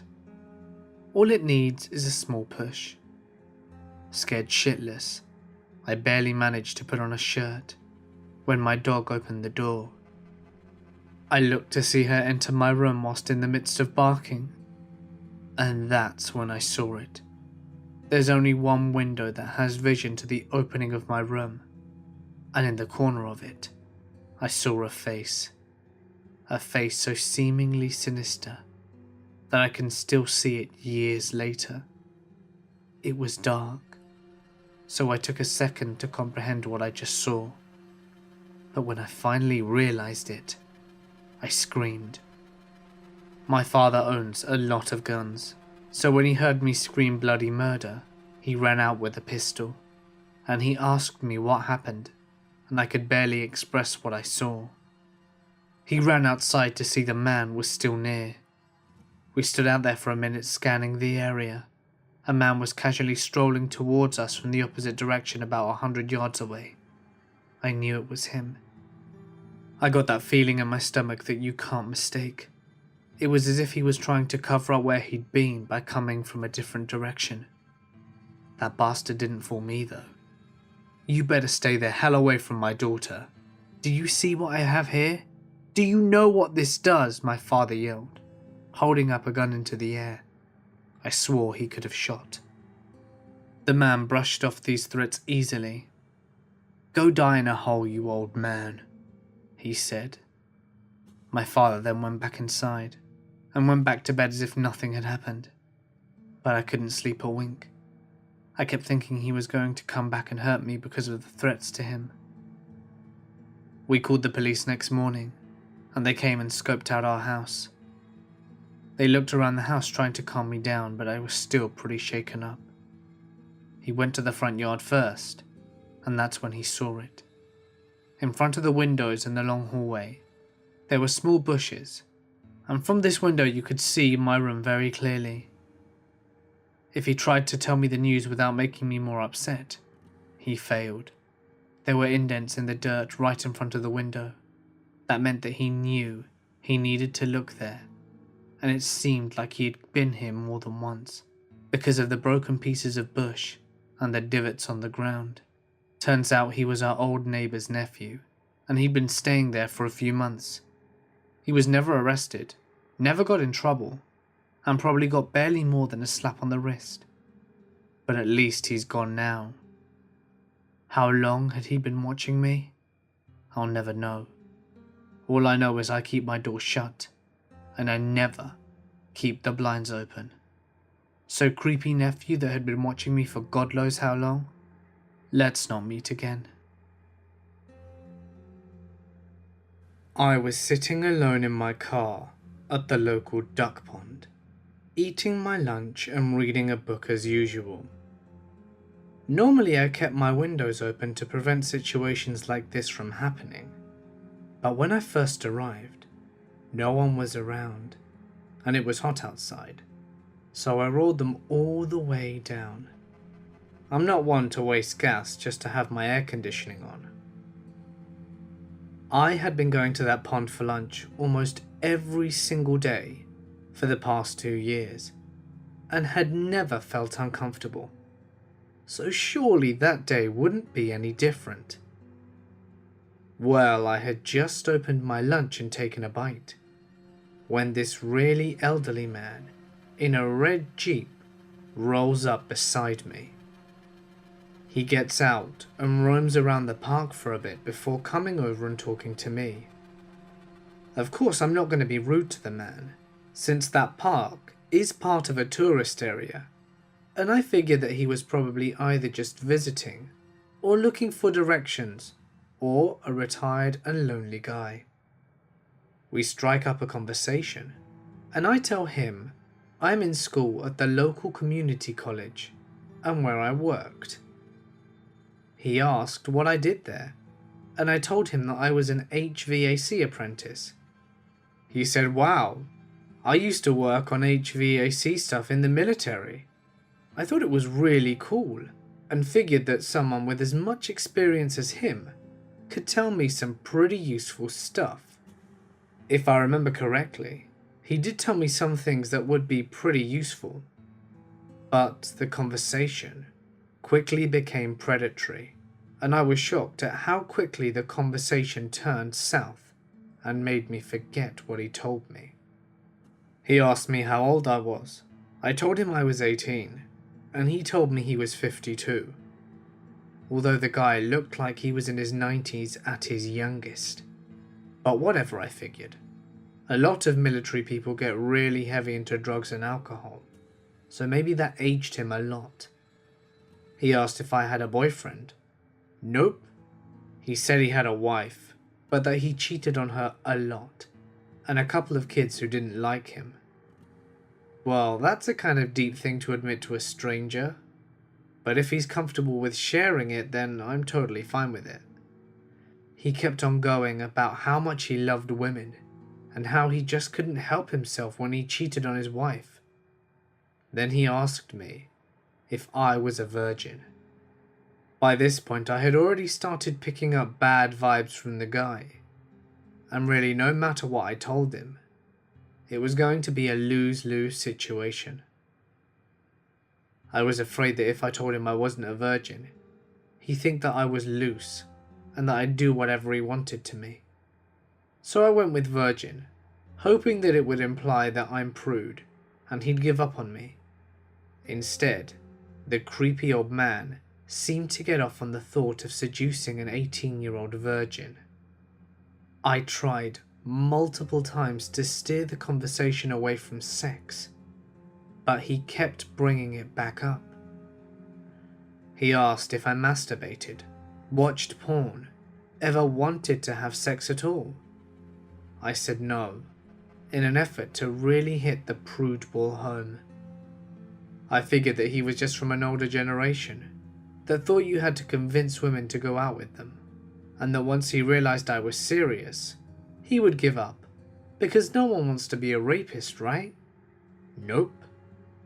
I was already really uncomfortable with this guy, but then the threats started. He kept saying that if I hung out with him, that I wouldn't stay a virgin long. He'd just say that over and over again, very firmly, like he knew he wasn't going to give me a choice in the matter. Then I realized that I was completely alone in the park with this guy. No security cameras were anywhere. No one knew I went to that pond for lunch every day. You might be asking yourself, why didn't you just turn your car on and leave? Well, I had stupidly thrown my keys into the passenger seat. I was afraid that by the time I reached the keys, pulled them in the ignition and turned them on, this old guy would have easily climbed in through the window and would be fighting me for control of the vehicle.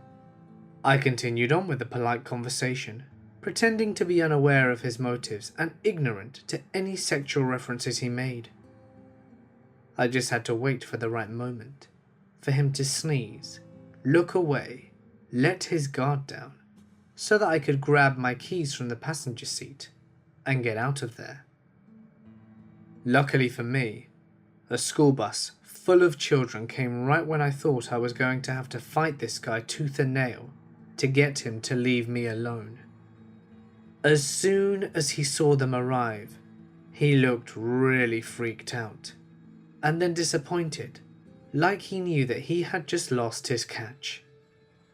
There were too many witnesses now, too many people who might intervene and would most likely secure double jail time for doing so many things whilst being around a bus full of children. He said bye to me in a normal manner and said that he would look out for me again in the park, then hopped into his red Jeep and took off. If worst had come to worst, I think I could have taken the guy in a fight. He may have been ex-military, but he looked like hell, like a strong breeze could just about break his bones. I'm glad I didn't have to fight him though, because I believe it was his intention to go out that day and find someone to rape. He also could have carried a concealed weapon somewhere. Needless to say, I avoided the park for the next month or so, and once I did return, I was really paranoid that I might see him again. Honestly, be careful about how much information you reveal about yourself to strangers. In the course of 45 minutes, I had given this guy enough information to track me down if he had really wanted to. He knew which school I went to, which program I was on and where I worked, my name, my age, my date of birth, and he could have easily written down my number plate. Just remember to be savvy and stay safe. A couple of years ago, I found myself in a very disturbing situation. I was getting off work as my student internship in Charlotte, North Carolina, and it had been snowing all day. Now, for all of you guys who live in the South, you know it's a big deal when it even calls for snow, and grocery stores are raided the night before. I had decided to go and get some groceries to enjoy with my girlfriend, now wife, since the mayhem had ended, and only 2 people like me had trucks for all terrain. I went into Walmart, I got all the groceries I needed, and started my way back to my truck. It had started to snow harder, and there was already about 5 to 7 inches on the ground, and it was around 12 in the afternoon. I was daydreaming about sledding and watching movies the next couple of days with my girlfriend. Just when I almost reached my truck, I was jolted by the act of someone grabbing my arm. As I turned, I saw an older looking lady, and she asked me if I had any cigarettes. Now, I don't smoke, so I told her that I didn't, and turned back to my truck. Again, she gently tugged on my arm, and then she told me that she just got here from Alabama on a bus with her granddaughter and dog, and she was here for breast cancer treatment and wanted money for a hotel. Again, I told her I had no money on me. At this point she said, "Do you know the area well?" Wanting to get out of this situation, I said, "No, I didn't," which was a lie, thinking she would leave me alone. She then said, "Oh, okay. Since the weather is so bad, will you drive me to my hotel so I can meet with my granddaughter and her dog, who are in the hotel lobby waiting? It's right up the road here, I can show you." With me being a Christian, I knew I couldn't deny this woman, as I always try and help people out.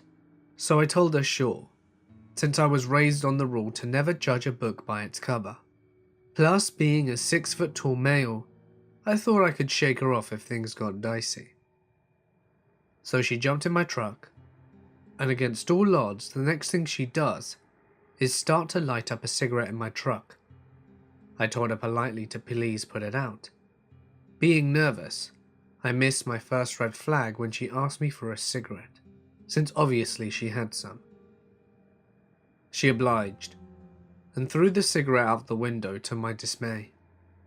So we started driving up the road towards her hotel, at which point I'm on high alert. At the moment of going through worst case scenarios in my head, I noticed her fumbling through her purse searching for something, and looking out of the corner of her eyes at me. At which I told her, "Just so you know, I have a gun in my truck, so don't try anything crazy." Now, I did have a gun, but it was a shotgun that I had neglected to get out of the back seat a couple of days earlier, and in reality would be no use to me here if she pulled a gun on me at that moment. She just stopped messing around in her purse and pulled a cell phone out her pocket.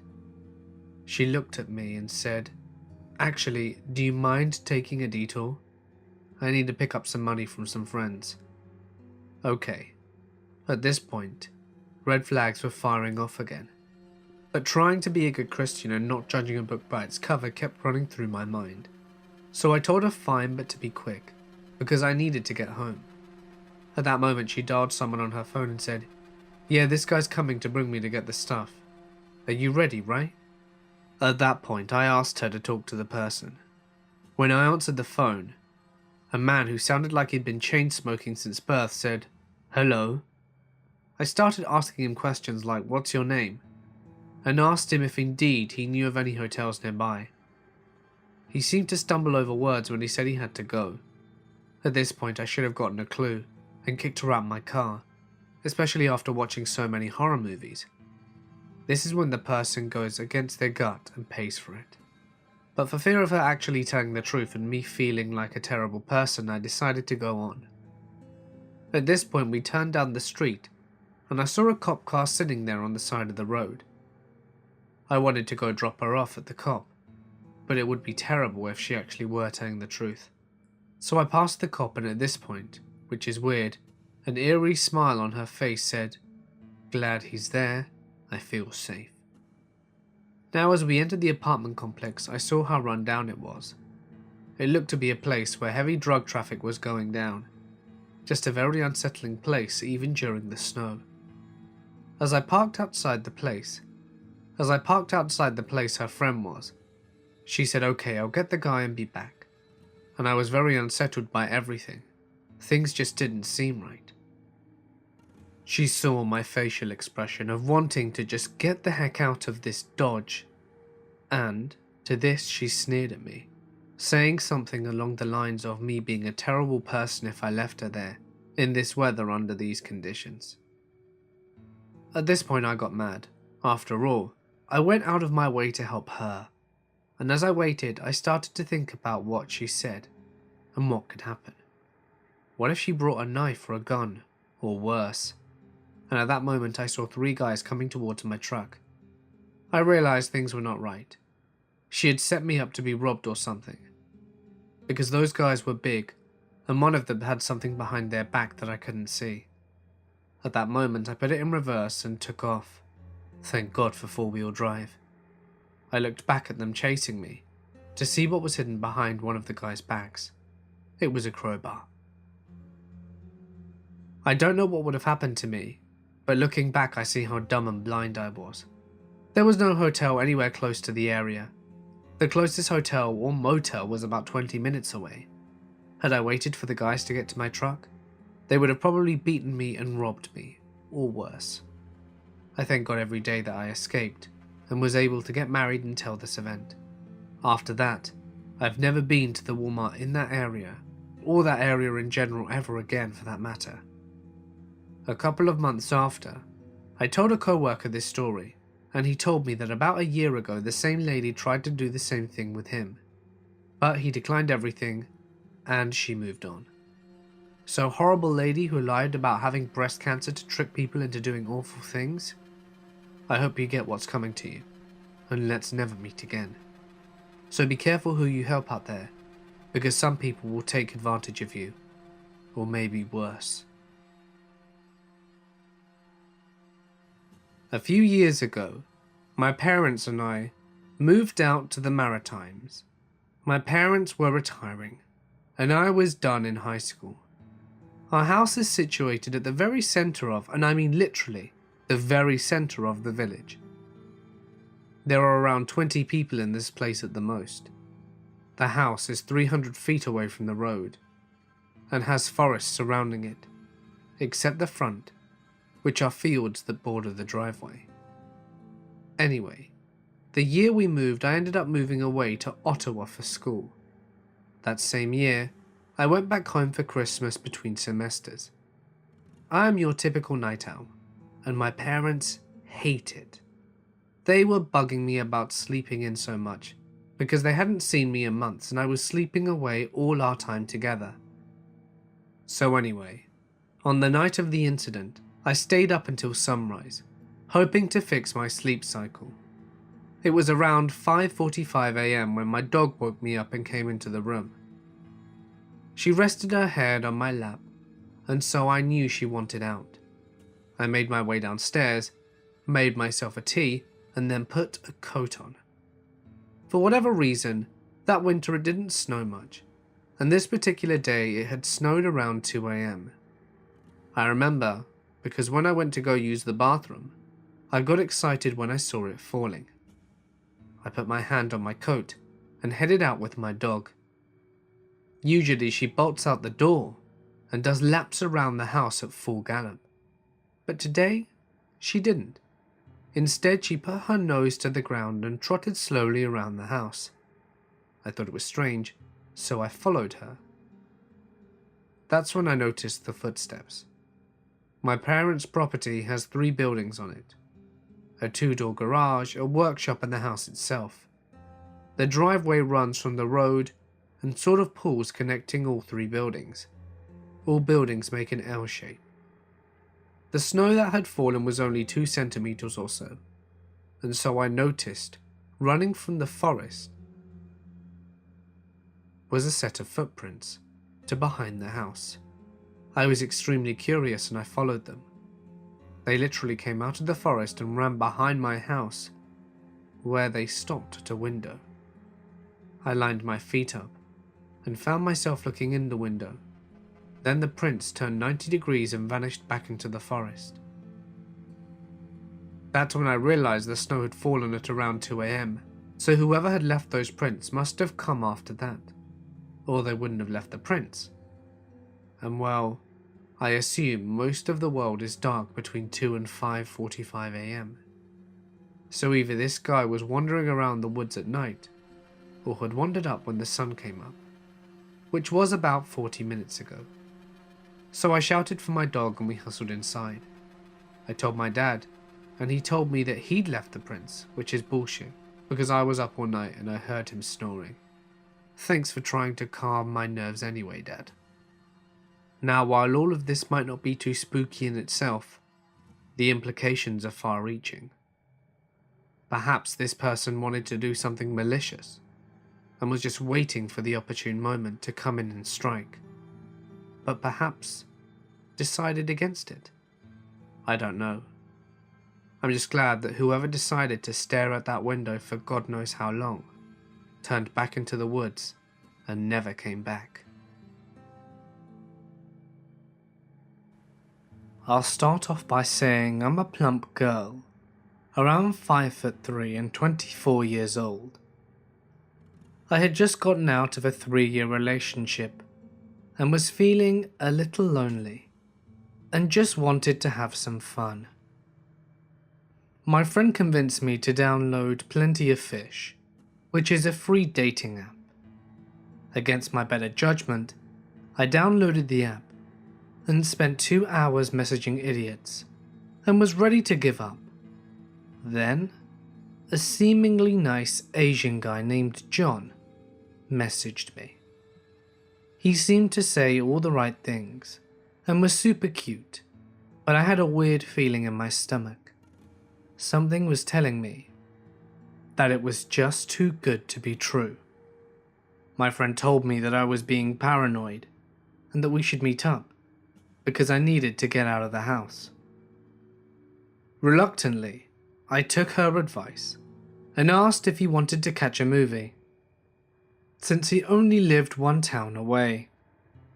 He messaged me back a little too quickly for my liking and said that he would love to. John also had a request. He wanted me to accompany him to get a small tattoo before the movie. I thought it was a little weird, but I agreed. The morning of the date, he texted me and said all of a sudden the age transmission on his car blew out, and that I would have to give him a ride if he still wanted us to go. This raised several red flags, but I stupidly agreed. When I picked him up, he seemed to be nervous because he was shaking quite a bit. I asked him if he was okay, and thinking maybe the issue with the car caused him to get into an accident.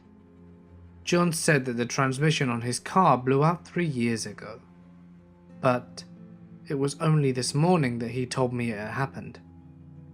I looked at him very confused and felt the feeling in my stomach get 10 times stronger. John smiled widely and instantly tried making out with me. I pushed him away and asked him what he thought he was doing, and he said in the creepiest voice, "You're just so beautiful," and tried again. Mind you, he was doing this whilst I was driving, and I realized the mistake I had made, and I just wanted him to go away. He told me to pull into Popeyes in order for him to get some food. I agreed, thinking he was going to get out, but he told me to use the drive-thru. I tried to convince him, telling him that going into the store would be way faster, but he squinted at me and wasn't buying it. He said, "They always try to get away," and at this point, I was feeling my heartbeat in my throat and felt tears welling up in my eyes, and asked who, but he didn't answer. I knew I should have tried not to cry, but I wear my heart on my sleeve. He looked at me as if I were crazy and said, "I know you're cheating, but I can't stay mad at you. Let's just get to my tattoo and skip to the movie. I want to take you home to make you feel good." I tried pulling myself together, but I swear I was on the brink of a panic attack, because I had a complete maniac in my car. I drove to the tattoo parlor and tried acting as if things were normal until we got inside. I know you're wondering, why did I go in? Well, before he exited the car, he squinted at me and reached over and turned off the car and took the keys. Now he was a very large guy, about 6'4" and 189 pounds, and I was in no position to take anything from him or make him get out. When we got to the tattoo parlor, I tried discreetly asking for help, but they thought I was joking. They seemed to be friends with him and were blocking my path to the door, and I couldn't help but think I was going to die there. They demanded I sit down, so I did. While sitting and contemplating how I got there, I heard what sounded like scaffolding. So I stood up to look, and I saw John, and he looked absolutely insane. He was wielding a crazy-looking hunting knife. Once everyone was backed against the wall, he made a mad dash for me, screaming, "This'll teach you for cheating, you crazy bitch." I was bewildered. I couldn't scream or move. One of the tattoo artists tackled him just before he got to me, and he threw me the keys and told me to get out. I didn't need to be told again. I unlocked the door and ran for my life, and I drove out of there like I was auditioning for Fast and Furious. When I rounded the corner, I was pulled over, and when the cop came up to my window, I burst into tears and told him what happened. Apparently John was a well-known psycho in that town. The cop comforted me as best he could, and escorted me to the police station to make a report. He told me to change my number, which I did, and to delete my social media. I didn't exactly listen. I thought the change in number would be enough, and when I arrived home, I told my friend what happened, and she said I should have been able to tell he was crazy from the picture. Clearly she has no understanding of mental illness. Pictures don't do it justice, and long story short, we're not friends anymore. A few months had passed and I thought everything would go back to normal, but I was receiving calls from a strange number and eventually found out it was John. He started leaving voice messages saying he missed me and that he wanted to get married. I have no clue how he got my number, and he also made fake accounts attempting to follow me on social media. The cops say that he would actually have to do something to me to have them monitor my house or take him to a mental hospital. This restraining order is only a piece of paper, and I'm losing sleep. Back in the early/mid 1970s, my mother and I lived in the Pacific Northwest, and I was around 6 years old. We were on an offbeat road out of Seattle. Very dark night, no moon and a wisp of fog. We saw a Volkswagen Beetle on the side of the road, with the emergency flashes on, and a rather good-looking guy, as my mother describes him, with his arm in a sling waving us down. My mother pulled over, being a kind woman that would help anybody in need, as he looked quite normal. My mother rolled down her window and asked if she could help, and the guy asked my mum if she could help him get the last lug nut off his tyre so that he could change his flat. And he says, "Hello, my name is Ted," and then smiles and looked at me and reached over and shook my hand and asked my name. And I got a bad vibe, and I said nothing to him.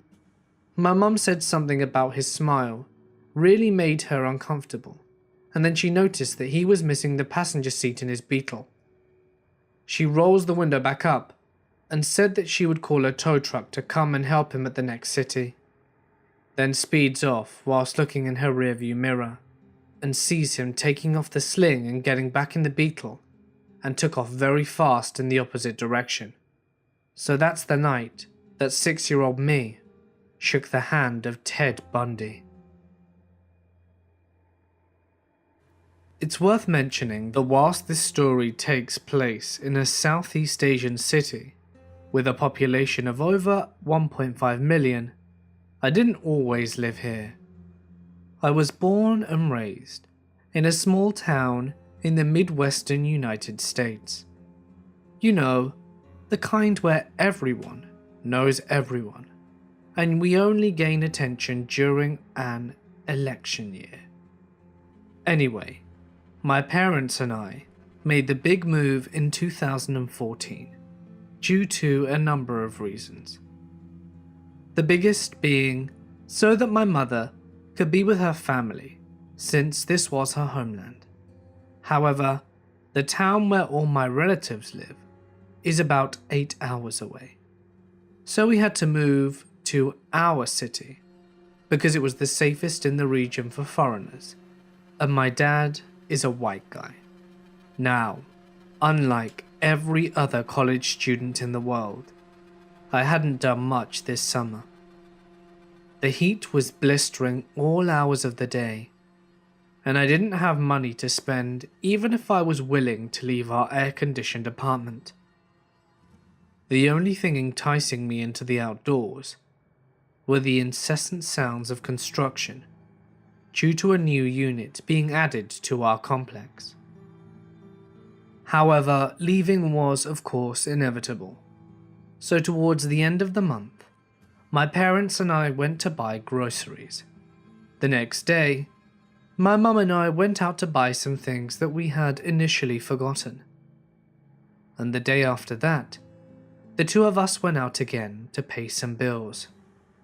That made 3 consecutive days of going out for the first time in about a month. To say I was exhausted was an understatement, and by 7 p.m. on the third night, I was already fast asleep on the living room couch. My mother woke me up at around 10 that night and told me to head up to my room. I was too tired to do my entire night's routines, so I quickly brushed my teeth and went upstairs. I noticed that my cat was already asleep in my bed, since he's basically my mother's shadow. So I got into bed whilst contorting myself into an angle that wouldn't disturb him. Cat lovers, you know what I'm talking about.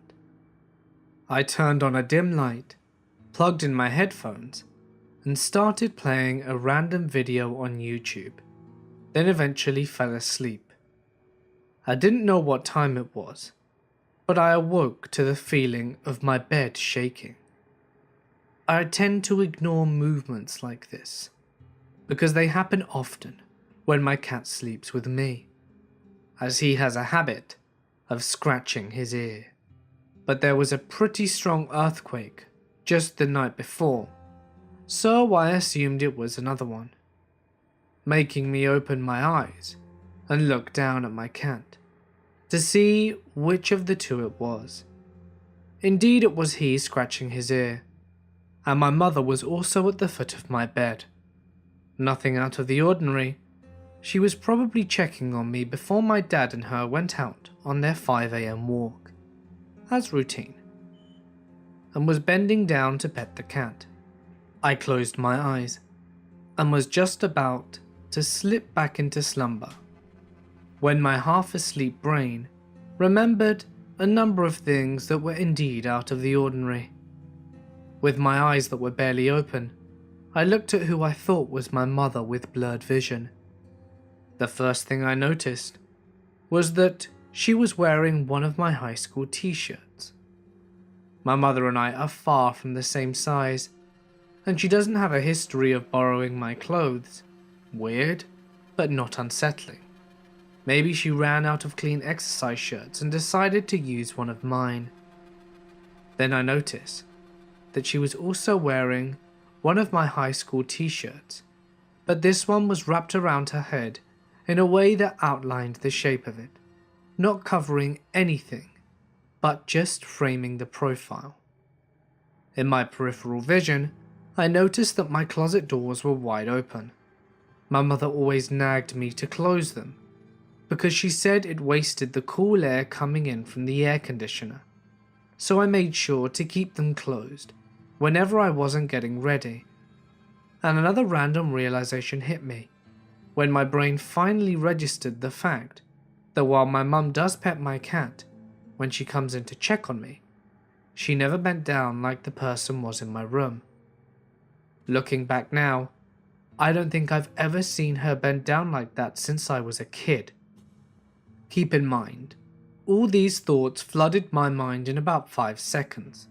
Still, my half-asleep and half-stupid-ass brain was more focused on why my mother was wearing my clothes, as opposed to all the things that were off in this situation. That's when the person turned to look right at me before running out of my room, maintaining an ungodly crouching position that will be buried in my mind for the rest of my life. It wasn't until he was near the stairs that I fully processed what was happening. That person was not my mother, and they weren't even a female. Instantly, I shot out of bed and instinctively wrapped my blanket around me to cover my nightclothes that suddenly felt so revealing. It was only then that I began screaming. I hesitantly followed him out of my room and watched as he ran down the wooden stairs with deafening steps that echoed throughout the 3rd floor, almost drowning out my piercing cry.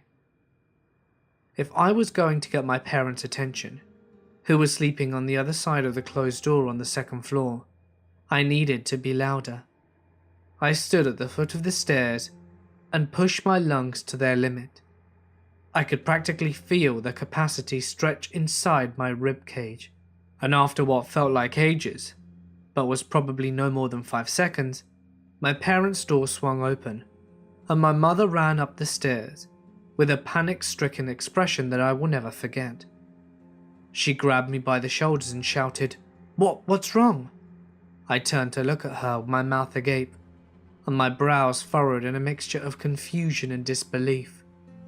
Had she not seen the man when he ran right past their bedroom? It all happened so fast. I wasn't sure if they had crossed paths or not.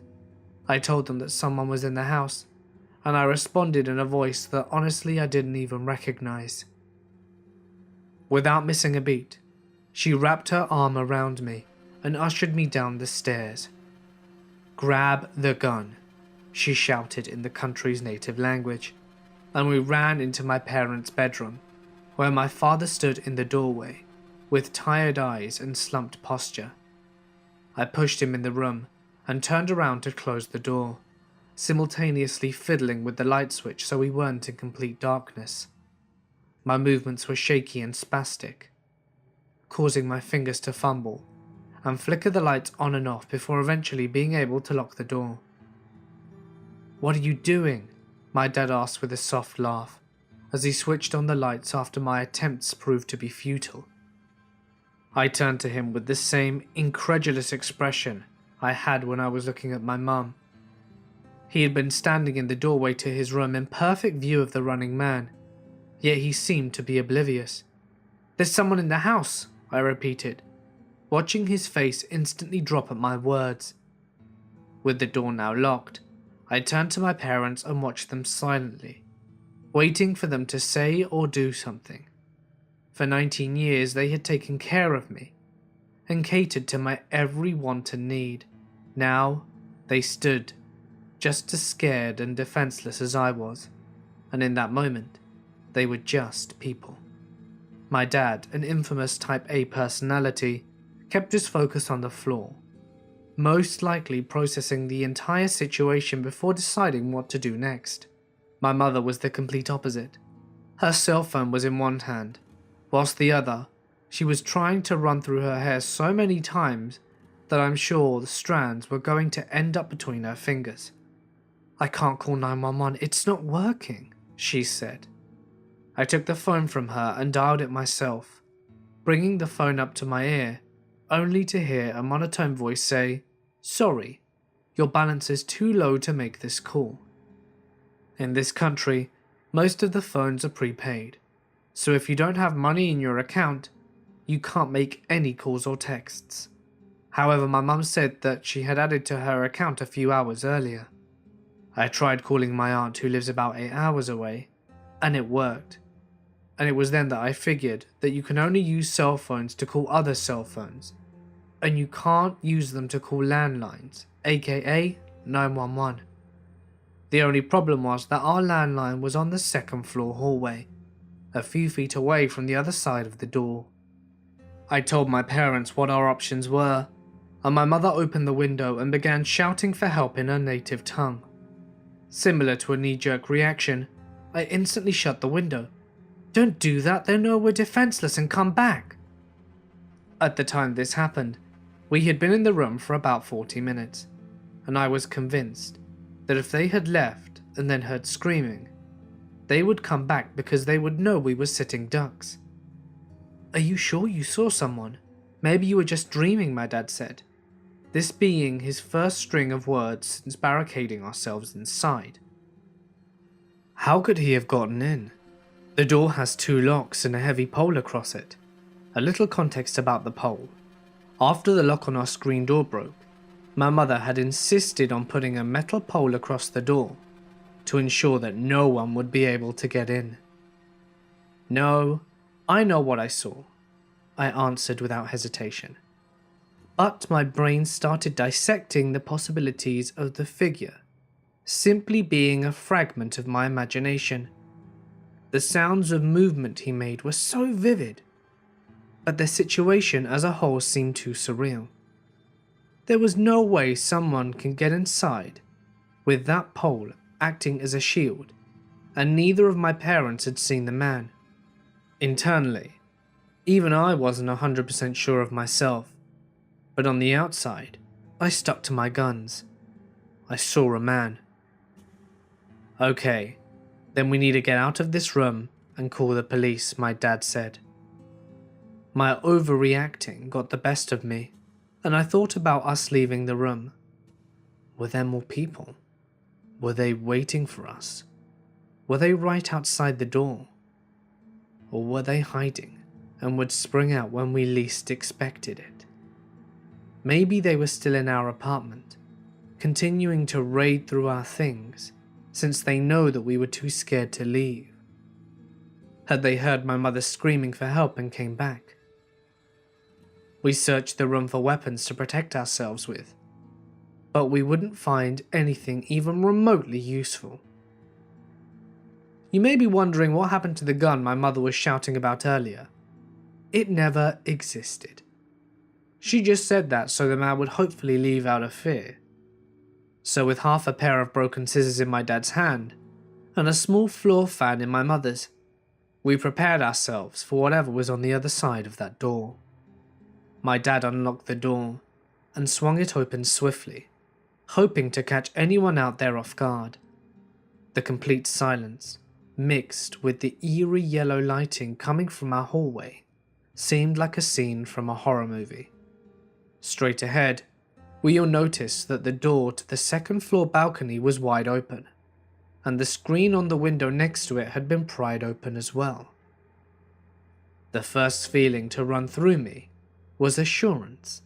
Assurance of knowing that I wasn't crazy and hadn't just made it up.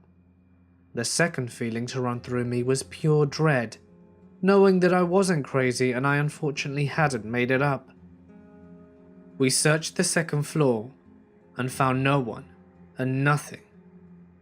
We then moved onto the first floor, and we found our pitcher of water dripping with condensation on the kitchen table. My mother asked me if I had forgotten to put it back before I went to bed, but I distinctly remember only brushing my teeth. I knew I hadn't gotten it out.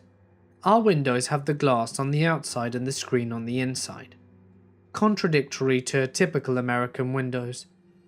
And we saw that the glass windows were wide open and that the screen had been pried with. However, both of the locks on the door were bolted, and the pole was still in place. We figured that the man had initially attempted to come through by putting his hand through the small gap he made in the window screen, trying to reach for the door so that he could unlock it. However, I suppose his calculations were off, and he couldn't make the distance. That's when he climbed up to the second floor, probably by scaling the apartment that the construction workers had yet to finish, and did the same procedure to the balcony window. He was successful this time, because the distance was much shorter. We called 911 a total of 5 times, and it took them 45 minutes to get to our apartment, despite the fact that we live a 3-minute drive away. While waiting, my mother knocked on other apartments to let them know what was going on. Now, our complex consists of 4 different apartments. The first one is rented out to an online business company. The second is rented out to a family who had just moved in that exact night. We're in the third, The fourth had no tenants. Neither of them answered, and it was probably because it was 2:30 a.m. The police came eventually and told us that someone had made a call earlier, saying that they heard a woman screaming for help, but that they couldn't find the exact location of the screams. They searched the house, but found no one, and didn't even tell us how to file a report. Yeah, they were pretty useless. The next day, my mum spoke to the people at the first apartment, and they were obviously shaken up. They told her that they had heard her knocking, but that it's company policy not to open the door from 10 p.m. to 6 a.m. My mother moved on to apartment 2 and told them what happened, and the man and his pregnant wife said that they didn't hear anything, despite going to bed at 2 a.m. and having all their windows opened. I was somewhat skeptical, because my scream was pretty loud, even giving my mother nightmares days after the incident, and all our windows and second-story door were open. There's another building just a few feet away, so sound resonates pretty loudly, making the construction booming even behind closed doors. And my mother's screams, that were enough to make someone call the police, I highly doubt they didn't hear anything. With the first apartment it made sense though, and all the windows were closed due to the air conditioning being left on. My mother told the couple to be wary of the construction workers because she believed that they decided to rob us after seeing that my father was a foreigner, automatically assuming that we must be rich or something. The man's face instantly dropped and his tone turned cold. My mother asked him for the landlord's number, since the old number no longer worked, and he said that he would give it to her after he went to see her today, since he didn't have it on him. It took him 4 days to finally give it to us, and he did so with what seemed like a sincere apology, saying sorry for taking so long, and for what happened to us. That same day, we called the landlord, and she seemed shocked, telling us that nothing like that had ever happened in any of her apartments before. However, my mother had spoken with tenants in the apartment complex behind our own, which happened to be owned by the same landlord, and she says that she knows of at least 3 people in her complex who have had their place broken into. Later, the maintenance man came to inspect our windows, and we found out that the construction workers were hired because they're all members of our landlord's church, and the man, who just moved in with his wife, is the bishop of their church. Before my mother could even bring up her theory, the maintenance man told her that he was convinced it was the construction workers. We kept realizing that things were missing over the course of 2 weeks, like my backpack, some sunglasses, money, jewellery, some stuff out of our storage room, as well as other things. My phone was also taken. I assumed that's why he was crouching over my bed. He was trying to reach for both the phone and the charger, since I was probably laying on the wire or something. My laptop and camera were both sitting on my desk next to my jewellery box, but he didn't take those. My parents assume it's because he was going to take the heavier items when he was about to leave, so he wouldn't have to carry them around. However, I didn't see anything in his hand when he was running away from me, which makes me think that he either left the other items by the door for an easy exit, or there was someone else in the house helping him out. A few weird things. He took 4 of my shirts, 2 of them being exactly the same. He also went into my cousin's room and stole her towel. Thankfully, she had gone home for the summer, so she wasn't around, but it almost seemed as if the thief knew that. He went into her room and my room, but completely avoided my parents' room. I also couldn't get over the fact that he drank our water straight from the jug, which would have made sense since he climbed to the 2nd story. However, this country is notorious for being superstitious, and my mum said that thieves tend to leave water out because it makes the homeowners go to deep sleep. Something about water resembling the calming waves of an ocean. I've never been one to believe in superstition, and she thinks that's why I was able to wake up. Just a few hours after the incident, We decided that we were going to move back to the States. This wasn't the only occurrence affecting our decision, but it was the straw that broke the camel's back. I'm just thankful that we all came out safe and nothing worse happened. I'm also incredibly grateful for my cat, since he's basically the hero for waking me up. In fact, my cousins are fighting over who'll get to keep him once we leave. I came home late one night when I was 17, and the rest of my family was already in bed. I go to my room and just do typical stuff before bed. Work on my homework, speak to my friends on the phone, and listen to music. Finally, I go to bed a couple of hours later and nod off. I'm awoken by some rustling underneath my bed, but assume it's just my cat and roll over again to go back to sleep. A short while after, I'm awoken again. I lay there perfectly still and quiet and listened to the noise. This was when I realized that the noise was coming from an animal much larger than any damn cat. Since I lived near the woods, my imagination started running wild. Was it a rabid raccoon? A sinister skunk? A crazed coyote? It took me about 5 minutes to work up the courage to peek under the bed and try and figure out what I was dealing with. I slowly rolled over and glanced down through the small gap between my mattress and my bed frame and saw the scariest thing I've ever seen. It was a hair-covered arm of a man. My heart started racing, and I felt like either vomiting or pooping my pants. I knew I needed to run, but all I kept thinking of was that this diabolical murderer/rapist was going to slash my Achilles tendon as soon as I stood up, and my ankles were within reach. I finally gathered the courage to leap from the bed and make a dash towards the door. This was when I realized that it was actually possible to be so terrified that no noise came out of you when you scream.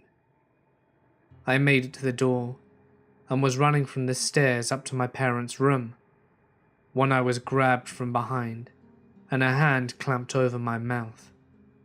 Long story short, once the guy started whispering for me to be quiet, I realized who it was. It was a guy I'd been on a few dates with. He was trying to apologize for scaring me, then said that he didn't mean to, and that he just wanted to see me when I was alone. Hysterical me started crying and told him to get out of my house, and he had the nerve to ask me for a ride home. A couple of lessons were learned. My parents sleep like the dead and are not even woken up when their child is near murdered in the basement, and sneaking into a girl's house and hiding under a girl's bed is not an acceptable way to learn more about her. Also, I may be just too nice and understanding. I think I probably should have called the cops on this guy, but instead, I told him just to leave me alone and not talk to me anymore because my parents told me that he seemed like a nice boy who just made a bad judgment call. However, this incident still haunts me years later. It seemed really scary to me. Number 1. I am a 23 Italian male, living in a not-so-small town in southern Italy. Now, it's not the most secure town in the world. In fact, we've had a long history of micro-criminality connected to the local mafia. But if you are smart and keep to yourself, you stay out of trouble. I need to explain my daily commute and context first, to make things better to understand. Basically, I live in the old part of town, as here it's common for every town to be built around its antique part, and after an earthquake in the 1980s destroyed a good part of it, it's very affordable to live here, and some parts are beautiful and well kept, others are not. so you find good families and great folks sharing spaces with more pesky dudes. Now, the encounter itself happened in January. I just came back from university. It's just a 20-minute drive in car, but in shitty public transport, it can take anywhere up to an hour and a half to get home. I often like to study in the library, which closes at 6:30, so I'll usually make it home for 8 PM or later. On this particular day, I greeted my dog, Maya, and I take her for a walk around the old part of town and the castle, since it's her favourite spot to meet other street dogs. So she's taking longer than usual to do her business, and I was freezing. I was probably wearing the wrong kind of clothes, and it was snowing, which is super rare here, and I think it was the first time that Maya had ever seen snow, so she was very excited. It was for this reason that I decided to walk back home and grab a jacket to better take delight of this occasion. And on my walk home, as a shortcut, I passed by this abandoned building that's under construction. It's pretty shit and has the pillars and floor done, but a lot of kids use it to play and climb around in. Now, as I walk there, I see this guy standing there, his back facing me, still like a rock with his head facing up to the first floor of the abandoned building. He was wearing a dirty beanie, heavy winter jacket, and a tracksuit far too wide for his build, and he just stood there still. At first I froze on the spot too, but it wasn't an extraordinary encounter since there were a lot of strange people around. I watched Maya, and she had her back fur raised and was looking at this dude. She never stared at anyone for this long. We walk to him, and she keeps this behaviour up, and as we're walking there she emits this low-pitched growl that makes the man turn around. I've never ever seen his face around here, and if you aren't local, you really shouldn't end up there if you didn't want to. And oh my god, his face was creepy as hell. The typical greasy hair, undone 3-day beard, and he extended his hand to Maya. "Hey doggy, how cute are you?" Stupidly, that calmed me down a bit, but maybe he was just a mentally ill person walking around. I don't know. But he was trying to pet my dog, and then I hear movement on the first floor's concrete.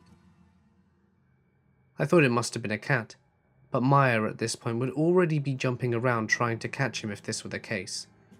So I look up, and I see this little girl of around 10 years old. She only had fear in her eyes, wide open. She was desperate. She had a familiar face though. She must have been one of the kids that used to play around the building, and she must have seen me walking my dog, because as soon as she recognized me, she caught my eye and whispered, "Help." After this I turned my head around, and the creep is watching me now. I would like to say he had the usual creepy smile, but he didn't. He just had a very serious face looking dead into my eyes. I don't know what to do. I'm a 6'2" guy, but I've never fought anyone, and I am a really, really peaceful guy. In a fraction of a second, this guy looks up again and says, "Calm down, sweetie. We need to go home or the food will get cold." Yeah, sure, totally believable. 10 out of 10, mate. "Who are you and what are you doing here?" I ask him. "I'm her uncle. I need to get her home to eat," he says with the most serious look. I was thinking what to answer, to use as an excuse to bring her down and get her to safety, and being the sarcastic bitchy type I am in this situation, I say, "That's strange, because I'm her uncle and this doesn't add up." At this point the little girl chimes in and has the brilliance to lean over and say, "Hey uncle, can you help me get home? Mum will be worried." Now this guy didn't seem to be threatening at the moment, just creepy. So I go under the building to take the little girl as I prepare to grab her. Now this guy didn't seem to be threatening at the moment, just creepy. So I go under the building to grab her. As I prepare her, Maya, thank goodness, growls at the guy, and then she begins to bark loudly at the guy. Now she usually has a really high feminine pitch bark, but with this guy it was really low-pitched, and it even scared me a little. To that I turn around and see this guy with his bare hands reaching for something behind his back. Oh shit, I think. I can't fight for shit hand on hand, and if this guy has a knife, this is going to end up badly for me. He stops his reaching motion as the bark is now continuous, and the heat of the moment the little girl leaned off, and I grabbed her with one arm, and used the other one to keep Maya at bay as a deterrent. And while she were descending, I asked her if she had a phone.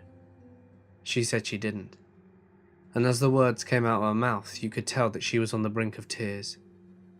So as soon as she touched the ground, I unlocked my phone and gave it to her. She took the phone and immediately legged it.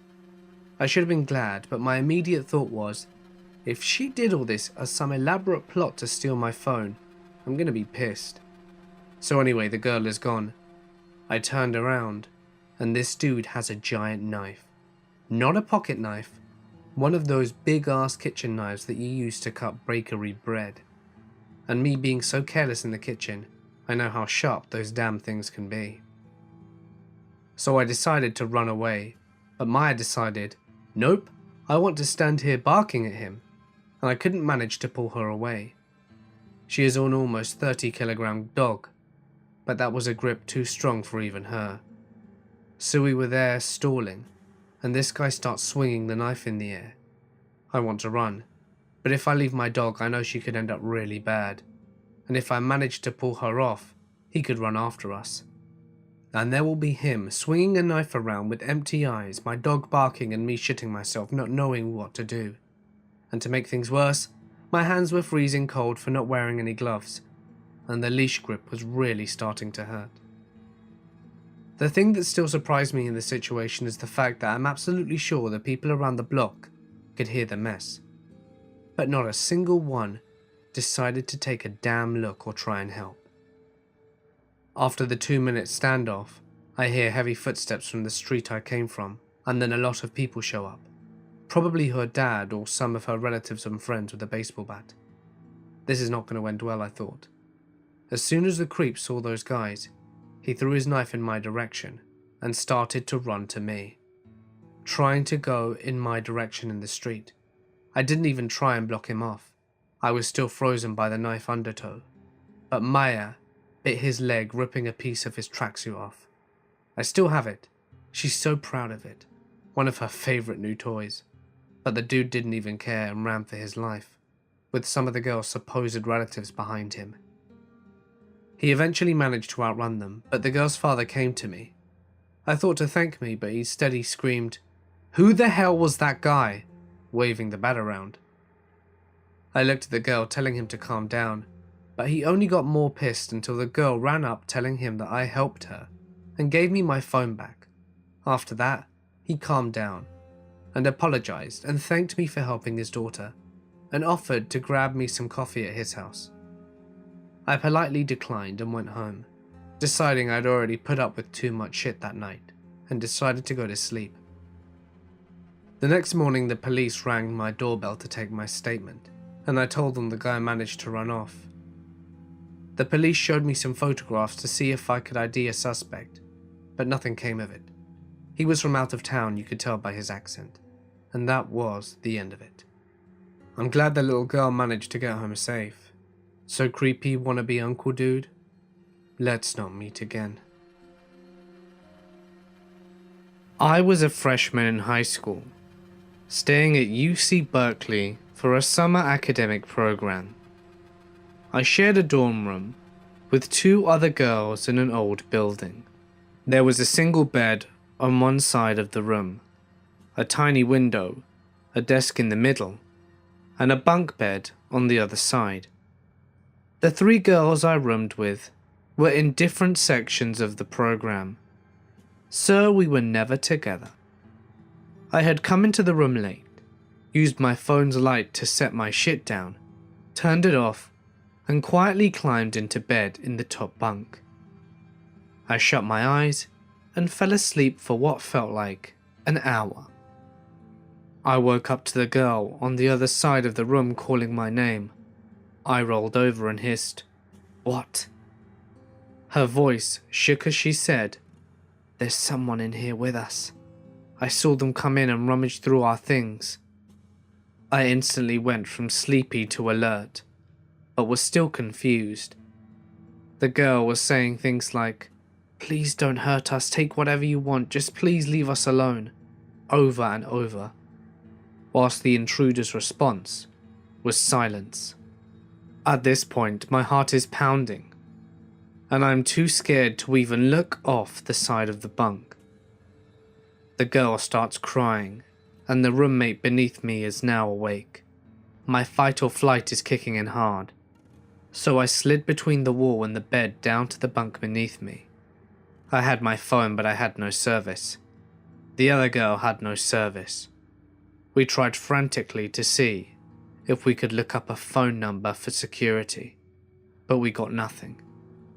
The girl across the room is still begging and pleading with the intruder.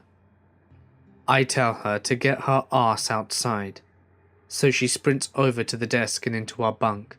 I grab her and say, "Where is he? Is he still in the closet?" She says she doesn't know, but she knows he's in there. I look around and it's too dark to tell. Fear is starting to take over, and I tell the girls that I'll run and turn on the light switch near our door. We outnumber him and take him on. They are too shaky to agree. I'm about to leave these girls because they're paralyzed with fear, and I tell them to run as I hold the door open and they can sprint out. It was like a movie because one of the girls goes, "No, I won't let that happen. If we run together." So we link arms and sprint to the door at full speed, make it down the hall, and barrel down to where the leader of the program slept. Security was called and the room was checked.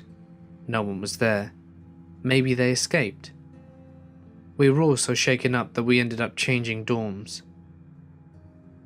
For a few years I thought that I had barely escaped death or rape, but eventually I came to the realization that none of it was real. The figure my roommate saw come into the room was me. She'd assumed I was already in the room sleeping. She didn't see me climb into bed because of the angle, and me shutting off my phone. The three of us thought we were going to die, and it was me. I laugh so hard when I think about it now, but for years, it was the creepiest experience of my lifetime. I was in college in 2009, and I used to drive a little manual two-door car. I was walking out of a big box store one night, and there's this disheveled woman in hysterics outside. She's claiming her boyfriend took her paycheck to go get high, and now she can't get home. "Well, where's home?" I ask. She answered that it's in a town that was probably 20 minutes away. But for me, it wasn't that far out of my way to help the random crying lady. During the car ride, she acts more and more fidgety, and tells me her history of drug abuse and her abusive druggy boyfriend, and how she probably won't be able to pay rent and everything like that. Meanwhile, we're driving out to the more secluded parts of town, and the drive is taking longer and longer. About halfway through the drive, she mentions that she has a host of mental illnesses, schizophrenia, bipolar, etc. And now, I'm beginning to wonder about the truth of her story. But whatever, that explains the fidgeting, especially if she's just finished with her panic attack. Finally, after 45 minutes of driving, we reach a house with no lights and no cars there. She told me she lived there with her kids and her mum, and she starts to fumble around to hand me money for gas. I told her not to worry about it, because my mileage is fine and she needs to pay the rent. She hesitated then, and I'm not sure if she hesitated because I was not accepting the money, or because she was thinking of doing something else. But I was in the middle of nowhere, near an empty house. I turned on my GPS, with directions to home, to indicate that I was leaving. Pretty quickly she got out the car, went into a completely different direction away from the empty house, and into the woods. I never saw her again, and I'm not sure if she was just scared or if she was trying to lure me out to the middle of nowhere for whatever reason. A part of me hopes she really was just coming down after a panic attack and got left in the parking lot by her abusive druggy boyfriend, and she was just jittery because it was all happening to her there and then. I definitely started getting freaky, that something was not quite right. I've thought about it before, and thinking that if it was Jubia, something must have changed her mind. Back in college, my friends and I got into the habit of exploring abandoned buildings. We've seen some incredible places, and have gotten some pretty cool souvenirs.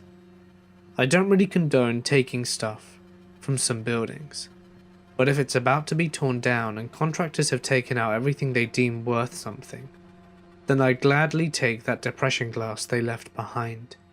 But I digress.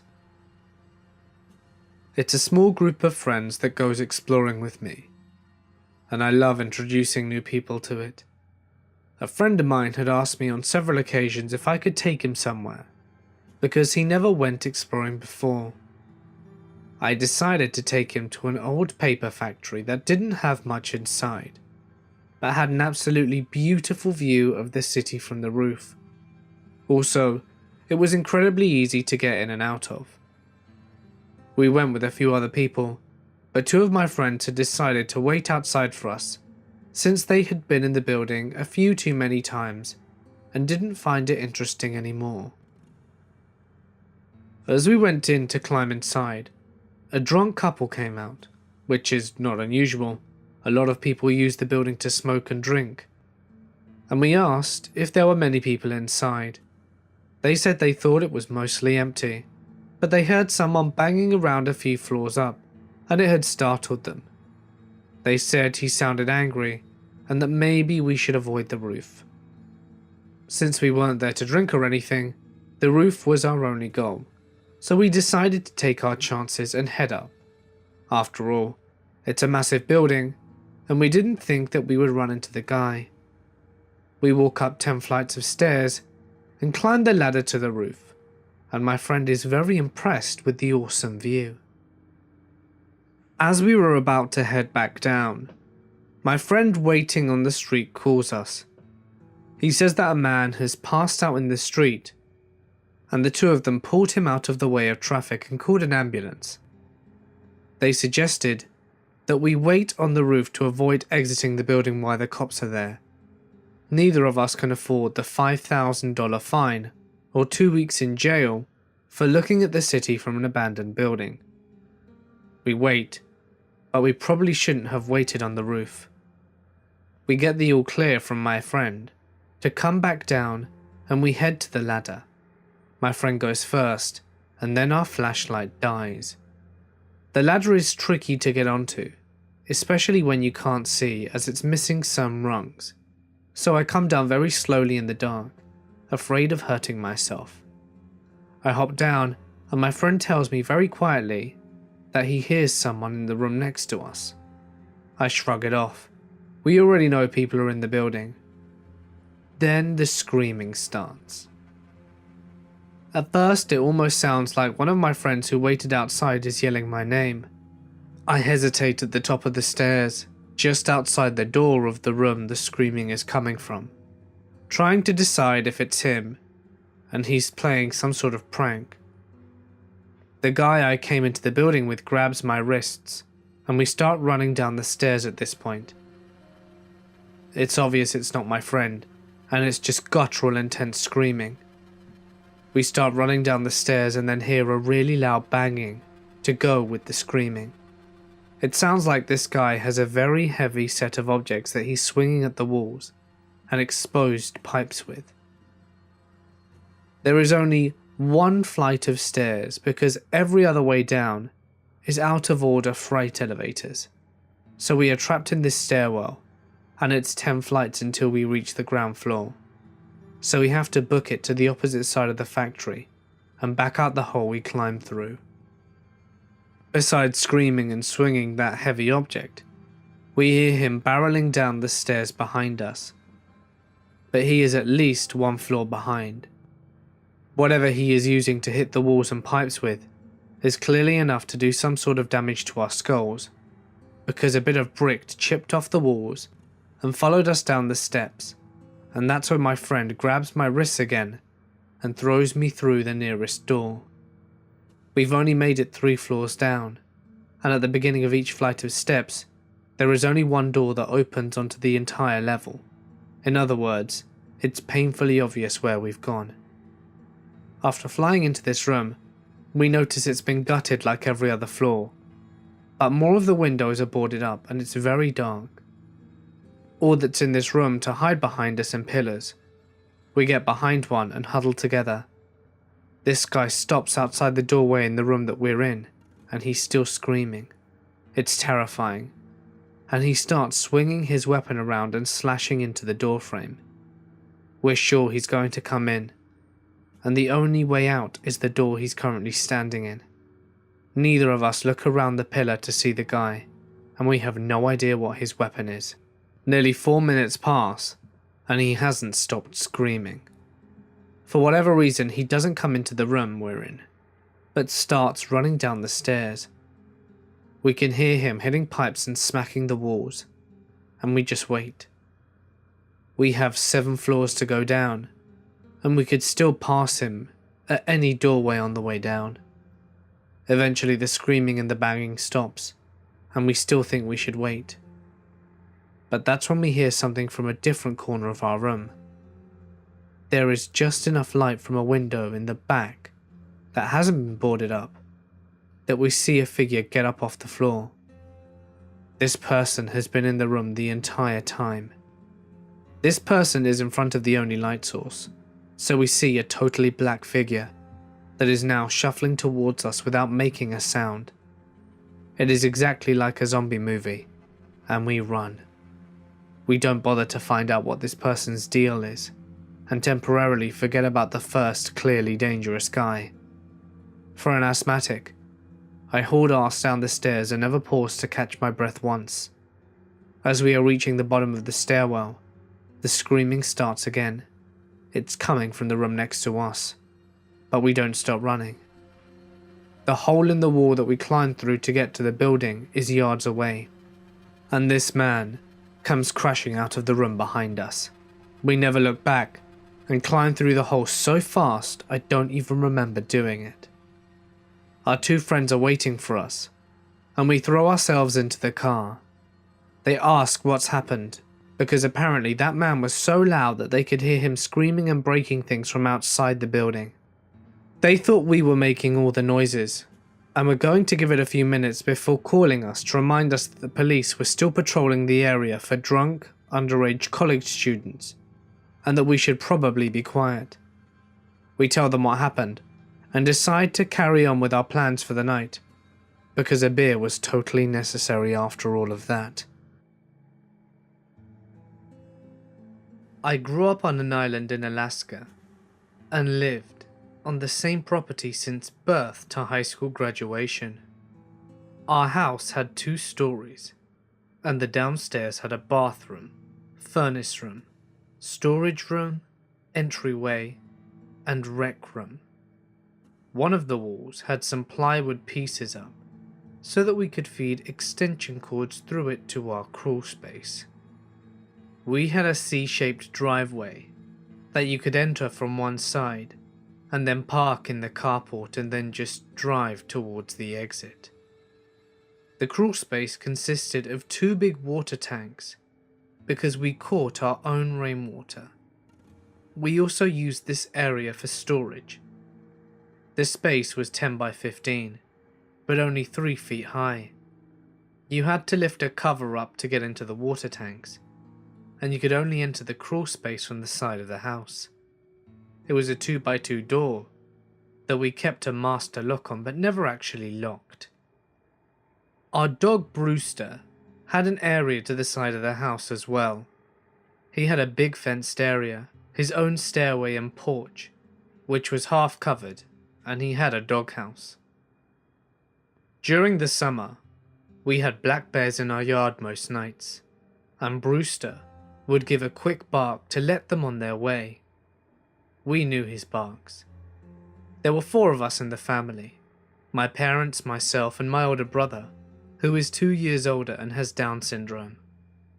My brother was in special education at school, and there were other kids who would come into the same room, but just once in a while throughout the day, because they had similar disabilities and were able to keep up some of their general classes.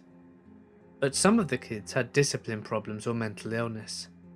My brother was loved by the school kids, and everyone knew him. One day, a native kid that was about 15 came to our door and wanted to play with Travis. We thought it was odd, because Travis had moderate Downs, and he didn't really like playing with other kids.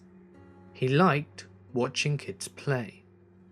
Travis liked watching movies and listening to music. My mum asked the kid what his name was, and he said he was Mark, and he knew Travis from junior high the year prior, because he would go into Travis's class sometimes for help with his homework. I remember him staring at me a little too much, and he didn't seem like someone who was mentally challenged. My mother let him come in but kept a watchful eye on them. Travis seemed like he didn't want him there, and my mum told Mark that we were having dinner soon and told him it was time for him to go. My mum found out that he had moved into the area where we lived, but it was still a little away. He had been in and out of foster care for most of his life. His parents were abusive addicts. I think he came over another time and my mum felt bad for him, and she really felt as if something was off. She felt like he was coming over because of me. My mum politely told him that Travis didn't really like having visitors, and he seemed okay with that, and never came over again. My parents went to a church service on Wednesday evenings, and would be gone a couple of hours. I would stay home with Travis. At the time I was 11 and he was 13. I started helping out the church nursery when I was 9, and when I turned 11, my best friend and I took a babysitting course, which included CPR and first aid. We would babysit together, and at age 12 started babysitting on our own.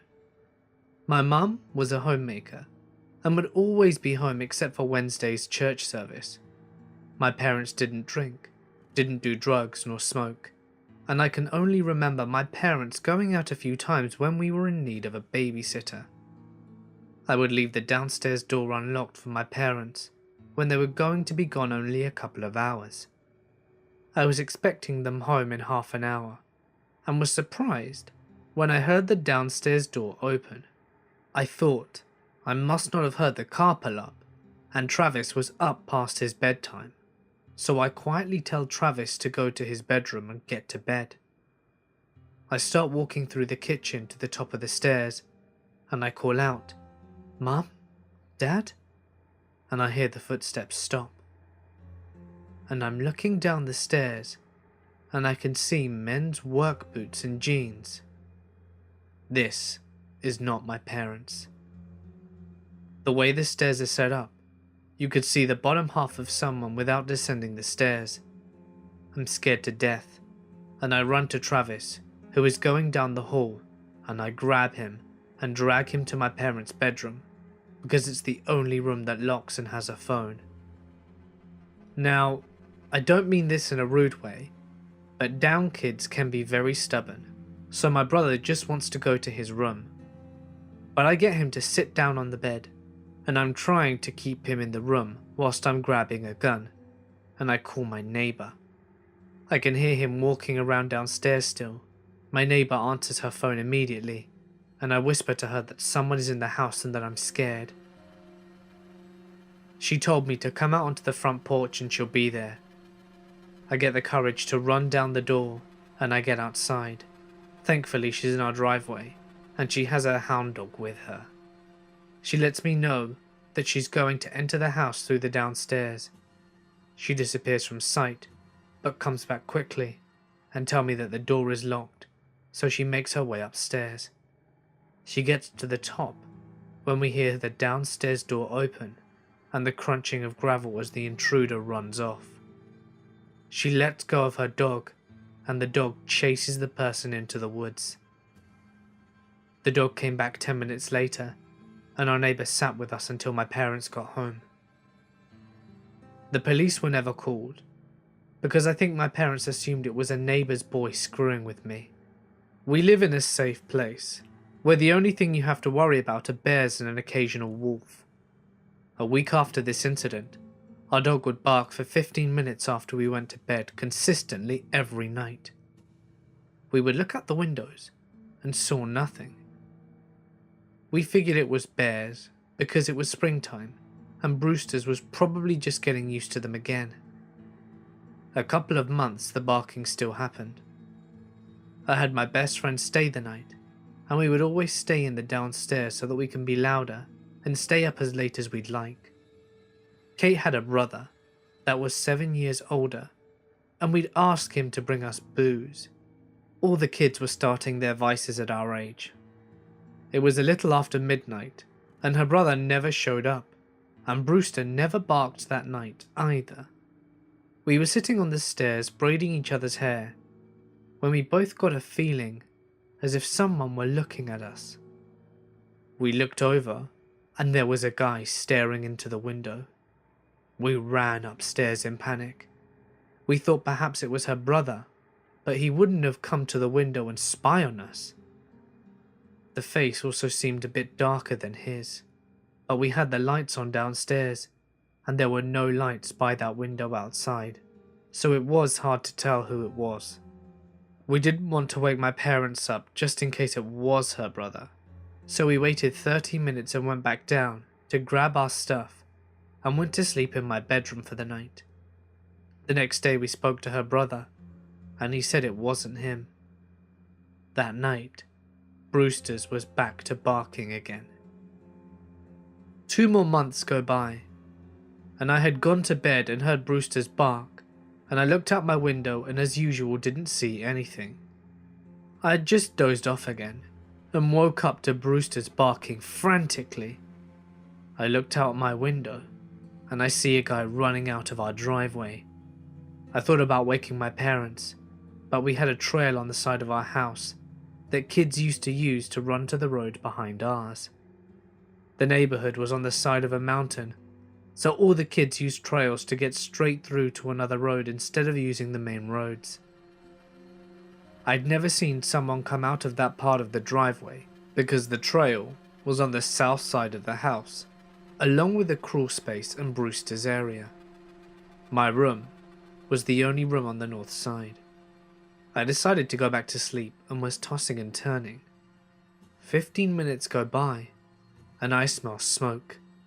I go to the hall and the smell is a lot stronger, and it's starting to get hazy in Travis's room, which was directly across from mine.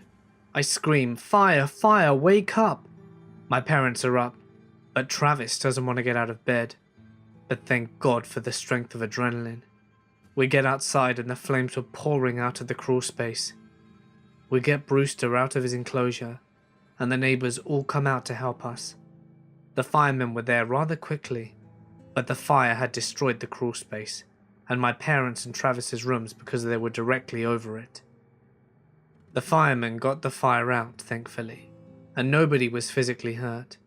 This was one of the scariest nights of my life though. I always remember the fire chief kneeling down to speak to me after he'd spoken to my parents, and he said, "Hey Melinda, we believe it was arson." I looked at him with tears streaming down my face and I say in anger, "Who is arson?" Everyone started laughing so hard, and I'm thinking, how is it funny? That damn arson could have killed our family. So he explains what arson is. I'm still actually friends with the old fire chief's son, and I share that story with him often, because his father passed away from cancer when we were teens. His father is the only happy memory I have from that horrific night. The island I grew up on had a city and a village out south. We lived out south but before the village. We had firemen for the south, north and the city. We had state troopers for the island, and the city cops in the city limits. My mum took my brother and I to our family friend's house, and my dad dealt with the fire officials and a state trooper showed up later. After the investigation, My family, neighbours and firemen pieced together that a person had been living in our crawl space for at least 4 months. We knew he set the house on fire on purpose. He used a box of matches. My mum said the first odd thing she noticed was that at night she smelled sulphur. We also knew who did it. It was Mark. His uncle was one of the first firemen who showed up at our house and saw him standing near our driveway watching. My mum had told him my description of what the person was wearing that I saw fleeing from our house, and it was what he was wearing. Behind our house near the crawl space area, my dad found out where he hung out when he wasn't at the crawl space. There was a bunch of cigarette butts, soda cans, which were all found near there. But because our crawl space wasn't locked, our insurance company wouldn't have paid for the repairs. Because of our water tanks, the space was supposed to be locked. So my parents never said anything to the police, and the firemen never said anything. By pursuing this, we could have not had a home, a house my father had built. It took 4 months for our house to be repaired, and it smelt like ozone even years later. What bothers me the most is knowing that he had seen me and my friends undressed numerous times whilst changing in the rec room during tons of sleepovers. Where he had set up shop was right next to the plywood with the holes drilled through. He listened to all our secrets. I never explained to my friends that he'd seen us and heard us during our sleepovers, because I didn't want them to feel sick to their stomachs like I did. I still have issues when it comes to being home alone. I can't sleep if I'm the only adult in the house. I keep the volume on everything very low, and I'm scared to shower. I like to be able to see the front door, and I have night terrors to this day. I'm 34 now, and I've been dealing with the anxiety since the fire and panic attacks since I was 18. Just recently, I was diagnosed with PTSD. When the intruder was in his early 20s, he was caught for burning down a house and was put in jail. All of my childhood toys were stored in the crawl space, along with a lot of our family's sentimental possessions. But ultimately, I lost a hell of a lot more than just some possessions that night. When I was 10 years old, I had a really freaky thing happen to me at my house. I woke up in the middle of the night, really thirsty. It was around 1 in the morning, and the entire house was dark. I got out of bed and went downstairs to get a drink. Conveniently, my mother had just gotten up to do the same thing. We head downstairs to the kitchen for some water, and right when we got to the kitchen, a car randomly pulled into our driveway, and a man got out. My mother and I are standing in our kitchen as we watch him very aggressively start coming towards our door. He was wearing a hoodie and black gloves, really big burly dude. Right before he reached the door, my mum flipped on the light. Since the entire house was dark, he couldn't see us, but we could see him. The instant the light flipped on, he stopped, looked right at us, and ran back into his car and hauled us out of the driveway and down the road. We never saw the guy again, and I don't know if he was trying to break in or what he was planning to do, but I had nightmares about it for weeks. Scared the shit out of me. It was 2001, and my friend and I were both 17, and driving back from a late movie to my house one night. I lived in a pretty rural area in Maine, about 20 minutes from the nearest town. As we were driving down the highway through the woods, we passed a median with a car sitting in it, facing in the oncoming direction, with all its lights turned off. Right after we drove past it, it flashed its lights, did a 3-point turn, and began driving behind us. We giggled that, oh, It must be a gang initiation. We're gonna get murdered. Because this was Maine, and that obviously was not happening. The turnoff for my road was a few miles away, and this car stayed behind us the whole time. We made the left turn, and the car kept going down the highway. Phew. But 30 seconds later, we realized that the car must have backed up on the highway and made the turn after us. Now we were getting a little worried. There was still one more road to turn down before we got to my house, and this was way in the woods. And the car did the same thing, backed up and made the left after us, and now we were legit freaked. I had a long driveway, and the car followed us right into the driveway and almost up into my house, which had all the lights on because my mother was home. We ran into my house just in time to see the mystery car reverse back down the driveway and drive off. To this day, we still have no idea why the car was following us, if they thought that we were someone else, or if they actually had bad intentions and only changed their minds when they saw that my house lights were on. Since we only ever saw the front of the car, we never got a license plate, or any better description other than a blue car. In freshman year of middle school, there was a once-a-week group therapy session with developmentally delayed kids that involved them doing some craft activity, or playing with Legos, or watching a movie as a group. It was half normal kids, half DD kids, and the normal kids could sign up for it. I signed up pretty much instantly, as it meant an escape from history once a week. One of my best friends at the time had the same idea, and it basically turned into a second lunch period for us. The whole thing was overseen by a therapist named Bruce, and it was generally pretty laid back. Bruce was an overweight 50-ish balding guy, with an attitude and general appearance of Santa Claus. He ran most of the school's extracurricular activities, and was pretty much universally liked.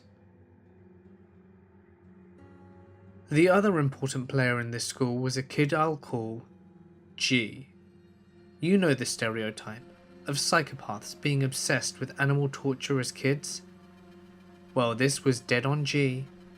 He would regularly tell these long, excited stories during group time about how much fun he had last week tearing the leg off a squirrel that he caught in his live trap, or other similar things. Most of us had sort of ignored him, and it was just assumed that he would talk and make up gross stuff to get attention. So one week, we were playing with Play-Doh.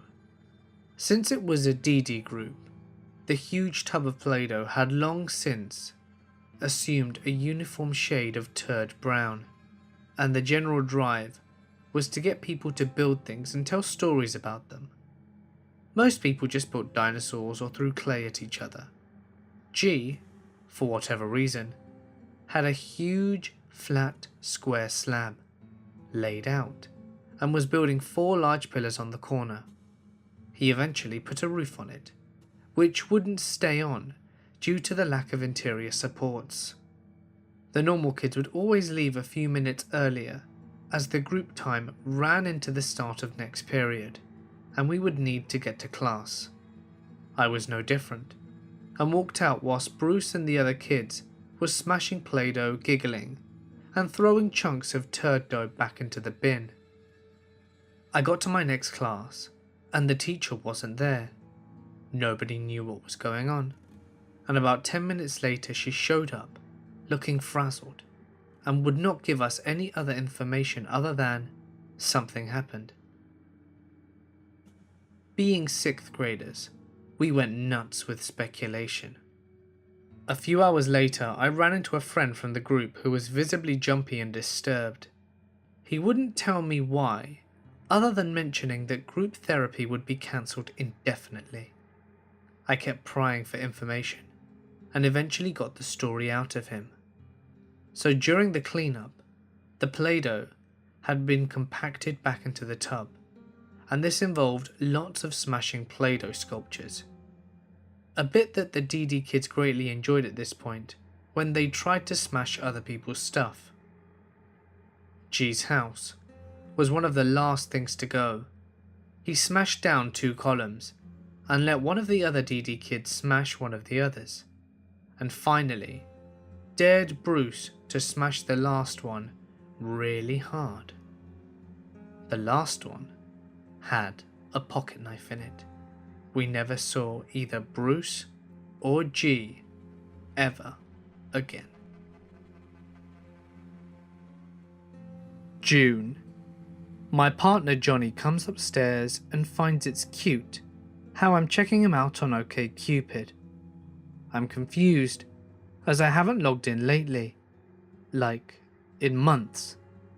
How could I have been looking at his account on OkCupid? So I log in and check it out. There's a list of 7 or so people that have also been checked out from my account today alone. Johnny is included, and also someone I work with. Well, that's embarrassing. Nope, wasn't me. So it's time to change my password. The next day at work, I was sure to bring it up and laugh about the fact that my OkCupid account was hacked to the person who was last in my viewed list. I didn't want this person thinking that I actually looked at his account. We work too closely together, and I already get the impression that he may see me more than just his boss. It always pleased him that his luggage tags printed his middle name and first initials as Christ T. This is not the type of person who should see his own name written out like he's God's gift to Earth. I'll refer to him as Chris. Chris just laughed off the OkCupid hacking comment I made. I found it strange. He had no questions or comments on the subject. Most people would at least ask if you've changed your password, but nothing from Chris. So I brushed off the situation, and a few days later, I was out of office for work. Johnny messages me saying that it happened again, that I checked him out on OkCupid. No, I didn't, but I changed my password again. Now it's July. It's a weekend. I'm having a lazy morning in bed with Johnny, and I get a Facebook notification. Your account has been logged in from a new location. The IP address points to Chris's hometown. My heart's racing. What the hell is going on? I take care of the Facebook password and screenshotted the notification. Later that night, I get a text from Chris. Happy 4th, boss. I assume he's drunk. I'm worried about being caught having his access to my Facebook revoked so quickly. No, it can't be him doing this. It's just a coincidence, right? Johnny is convinced it's Chris, but that means someone I work with on a very small team is targeting me. This will make work nearly impossible. I can't talk to anyone at work about this. I'll have no way to run my departments. The situation will get minimalized. Chris drank a lot. I'd seen it at work events or when we just travelled just the 2 of us. He often got out of hand, but everyone just brushed it off. He's young. It was funny. We've all had those nights. But as long as you can show up at work the next day, it's fine. I brought it up with him once.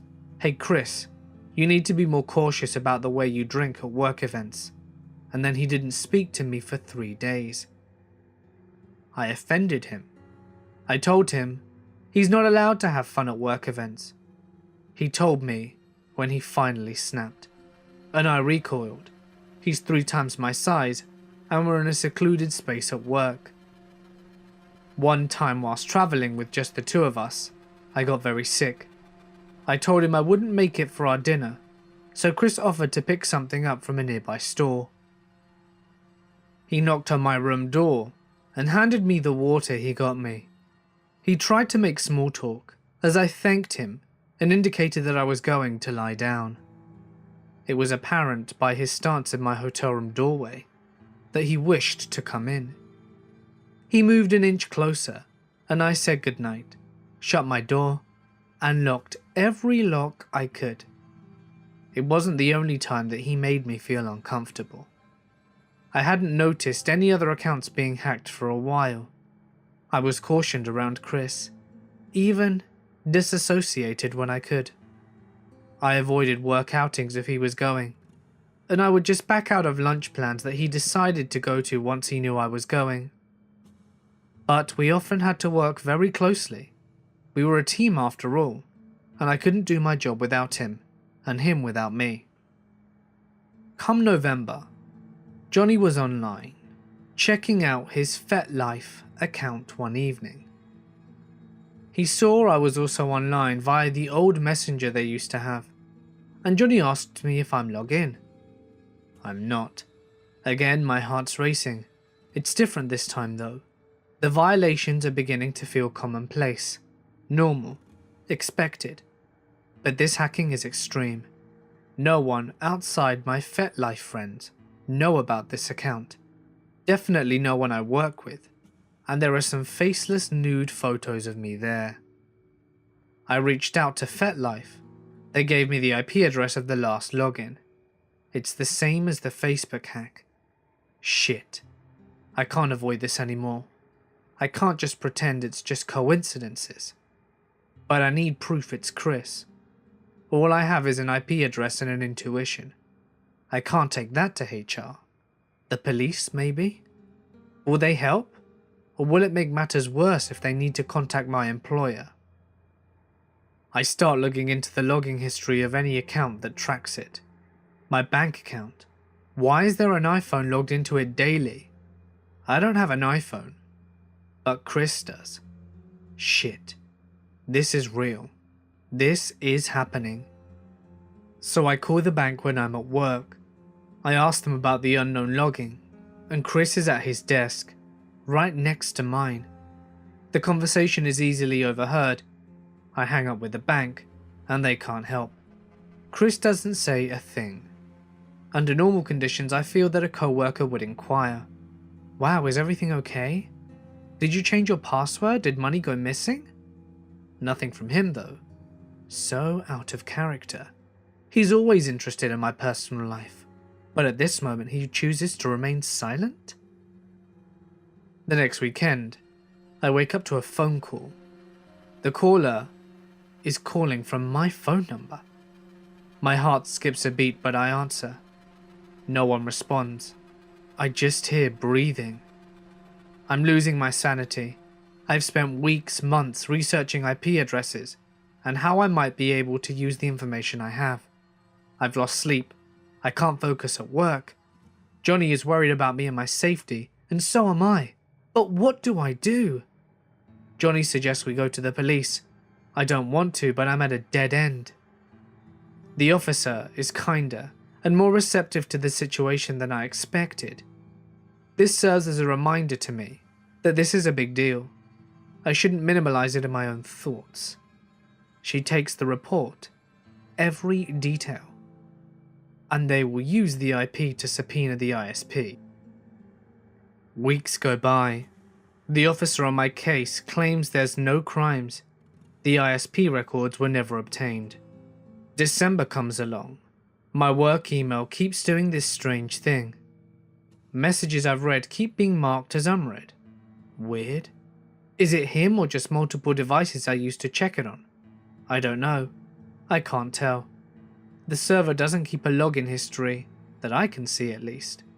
Should I talk to IT? I know them well. They will help. But that will make the situation real and known at work. No, not yet. I can't bring myself to do it. I can't do this anymore though. My heart is constantly racing. The slightest noise sends me into a panic. I get a security camera from my front door. I worry a little bit less when I hear the door slam from the wind. or when the dog barks at someone they hear. I'm becoming comfortable living in fear, as much as it is impacting my health. At least I have the pepper spray that John got me, and I carry it whenever I'm outside. Chris and I have shared accounts that we use for work. Maybe I can get an IP address from that. If it matches that, there's some proof, right? What if I send him an IP tracker? I've learned you can place an invisible pixel in an email, and it will send you the IP address of where it was read. All I have of Chris is his work email and Gmail.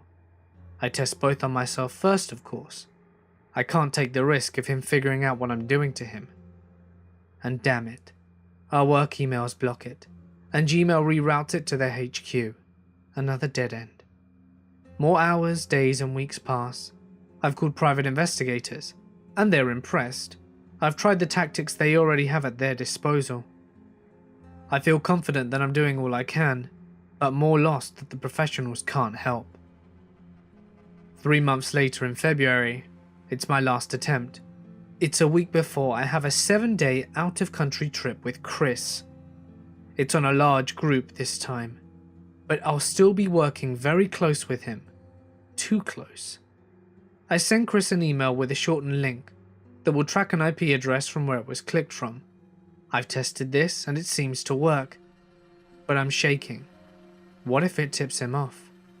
What if he knows I'm onto him and he attacks me at work? What do I send him to get him to click? I find a local event that this particular breed of neckbeard would be interested. Hey Chris, I saw this and thought you might be interested. 5 minutes later Chris replies, pure panic, no, excitement. Maybe a mix of both sets in. I don't care what he replies. I check the IP tracker. I got a hit. I'm shaking. I can barely type or hold my phone. It's the same IP address as the Facebook and FetLife hack I got.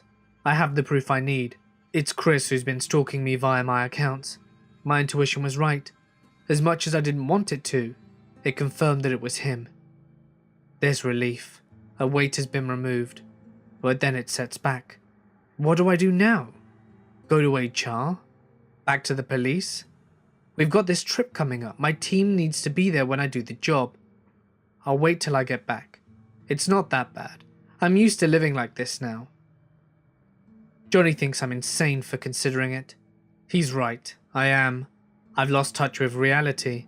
This situation has me unable to determine what levels of uncomfortable one can and should live with. All night, I debate the decision I've made. I won't wait. I'll do it now. I text my boss Jay the next day, asking him to meet me for lunch on Sunday. I need to speak with you away from the office.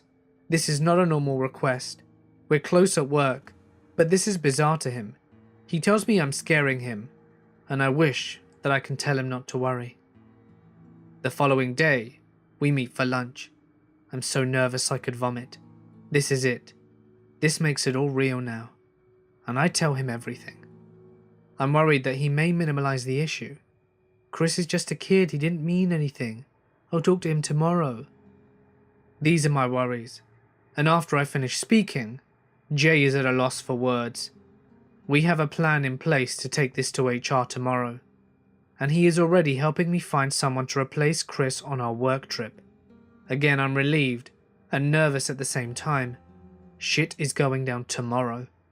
7 months of living in fear, and finally, I can see an end. Then comes Monday. My pepper spray is in my pocket. I picked a work outfit that would conceal it today.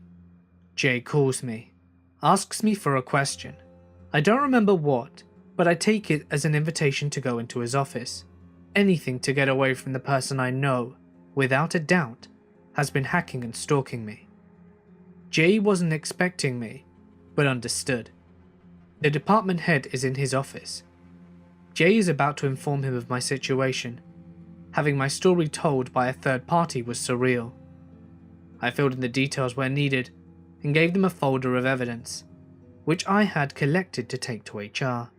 Screenshots, IP addresses, written accounts of the timelines up to this point, the emails from Chris confirming his involvement, and the IP from the IP tracker. The day is a haze.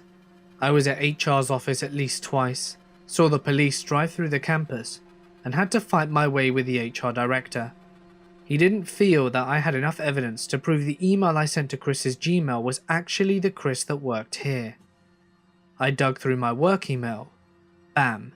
He emailed my work email from his Gmail account once. Enough evidence for our non-believers. Hours go by. It's almost 3 PM, and I don't know what's going on. If I keep leaving my desk, Chris will know something's up. I can't call HR and ask, he'll hear the conversation. Chris walks over to me. "Oh shit," he says. He's shoving his work phone in my face too close for comfort. He got an invite to go to HR for 4 PM. I'm screaming inside. No one else is around. If he's going to do something to me, now is the time. That notice is the forewarning of being fired. That's how they do it at my job.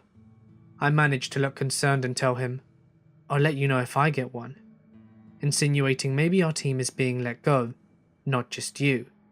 He walks away, no idea where to. I sit at my desk shaking in fear. I don't know when he will return.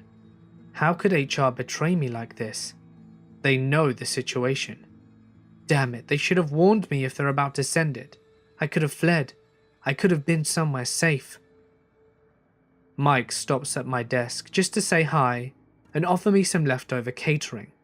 I can't eat right now. But in this moment, Mike has offered me so much more than just the leftovers. He has no idea of what's going on, but can see in my face that something is wrong.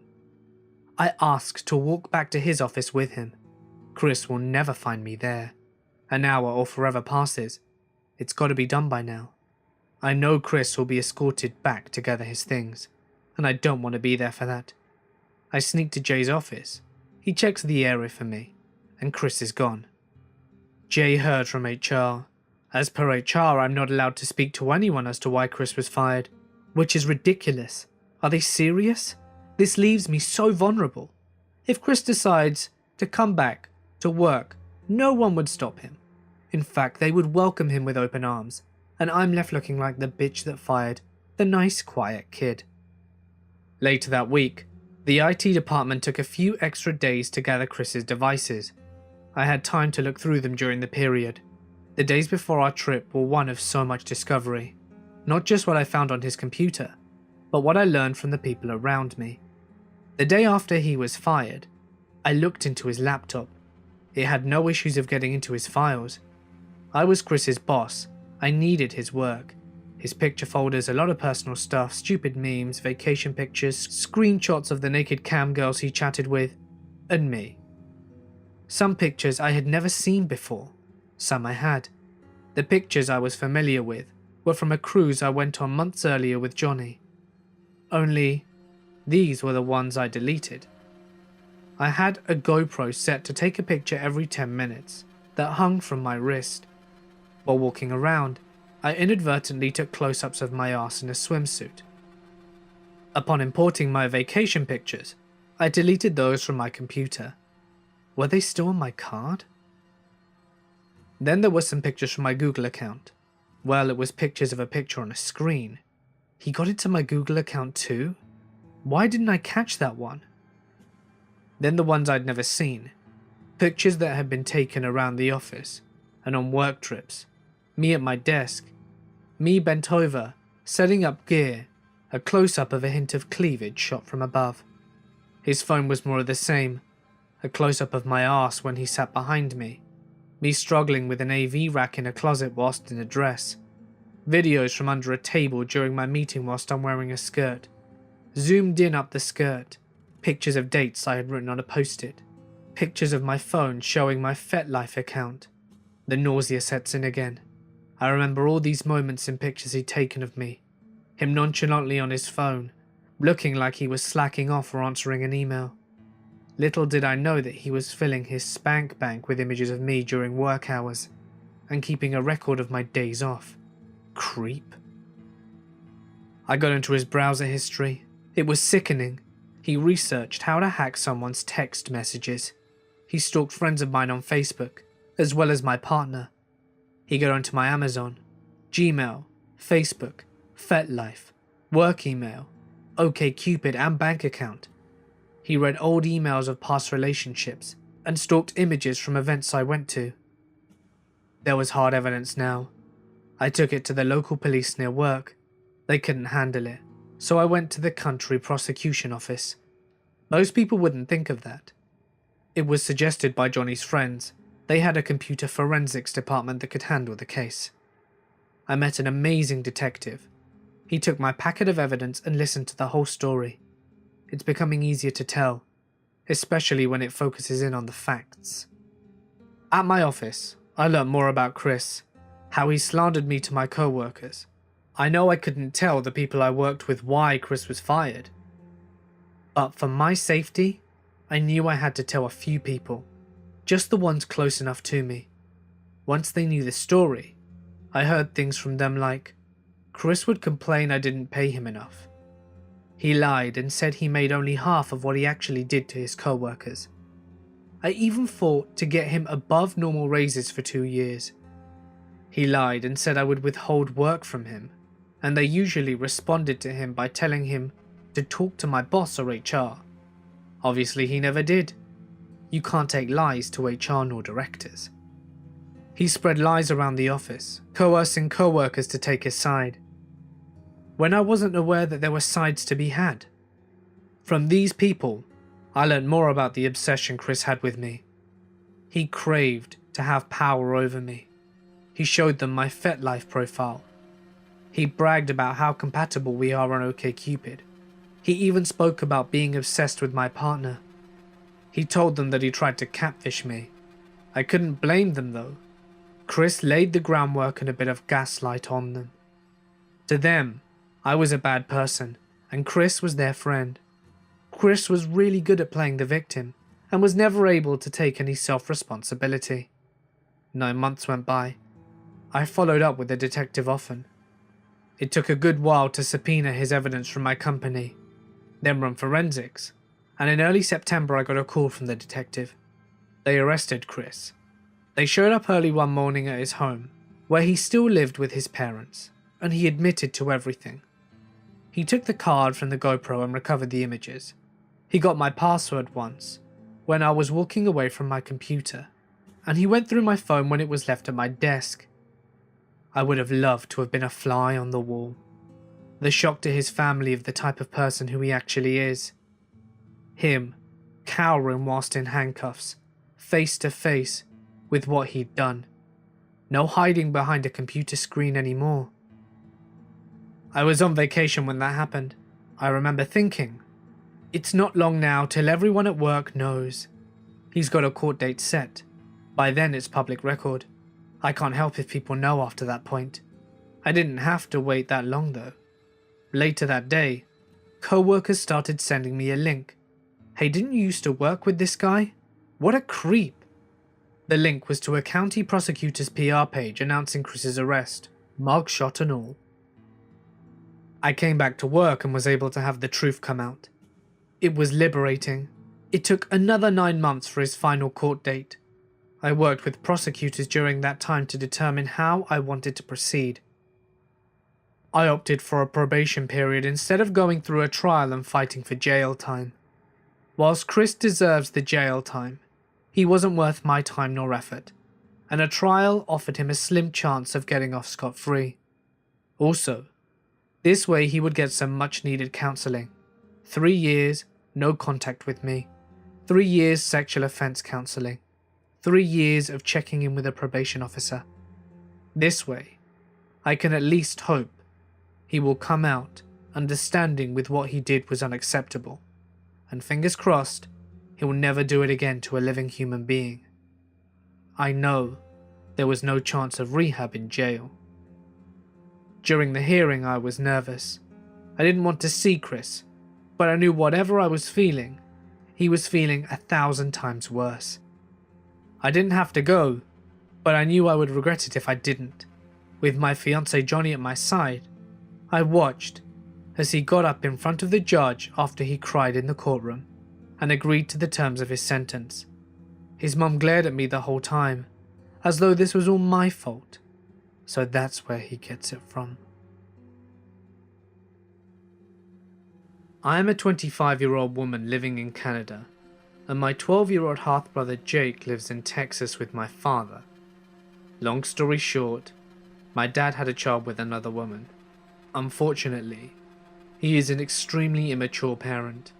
He tries to control Jake's contact by limiting between me and my other siblings. Won't go into too much detail, but luckily, we've both found ways to keep in touch.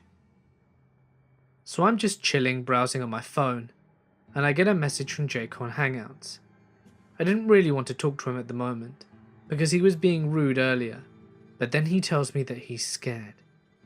Jake isn't very easily scared. He's kind of an intense and mischievous kid, so when he told me that, I was concerned, and asked him what's up. He tells me there is someone that's been knocking on the door for a while. Mind you, it's 10:30 PM on a Monday night. Then I ask him where our dad is, and he said that he pissed off to a bar down the road. I ask him for more details, and he said the guy's pounding on the door and yelling who's in there. I tell him to stay away from the door. He needs to get to a phone and call the police ASAP. He then tells me that they don't even have a landline, and he doesn't have a cell. Cool. I guess my dad has Hangouts too though, because Jake was able to reach him and my dad apparently called the police from the bar, and he said he'd be there shortly.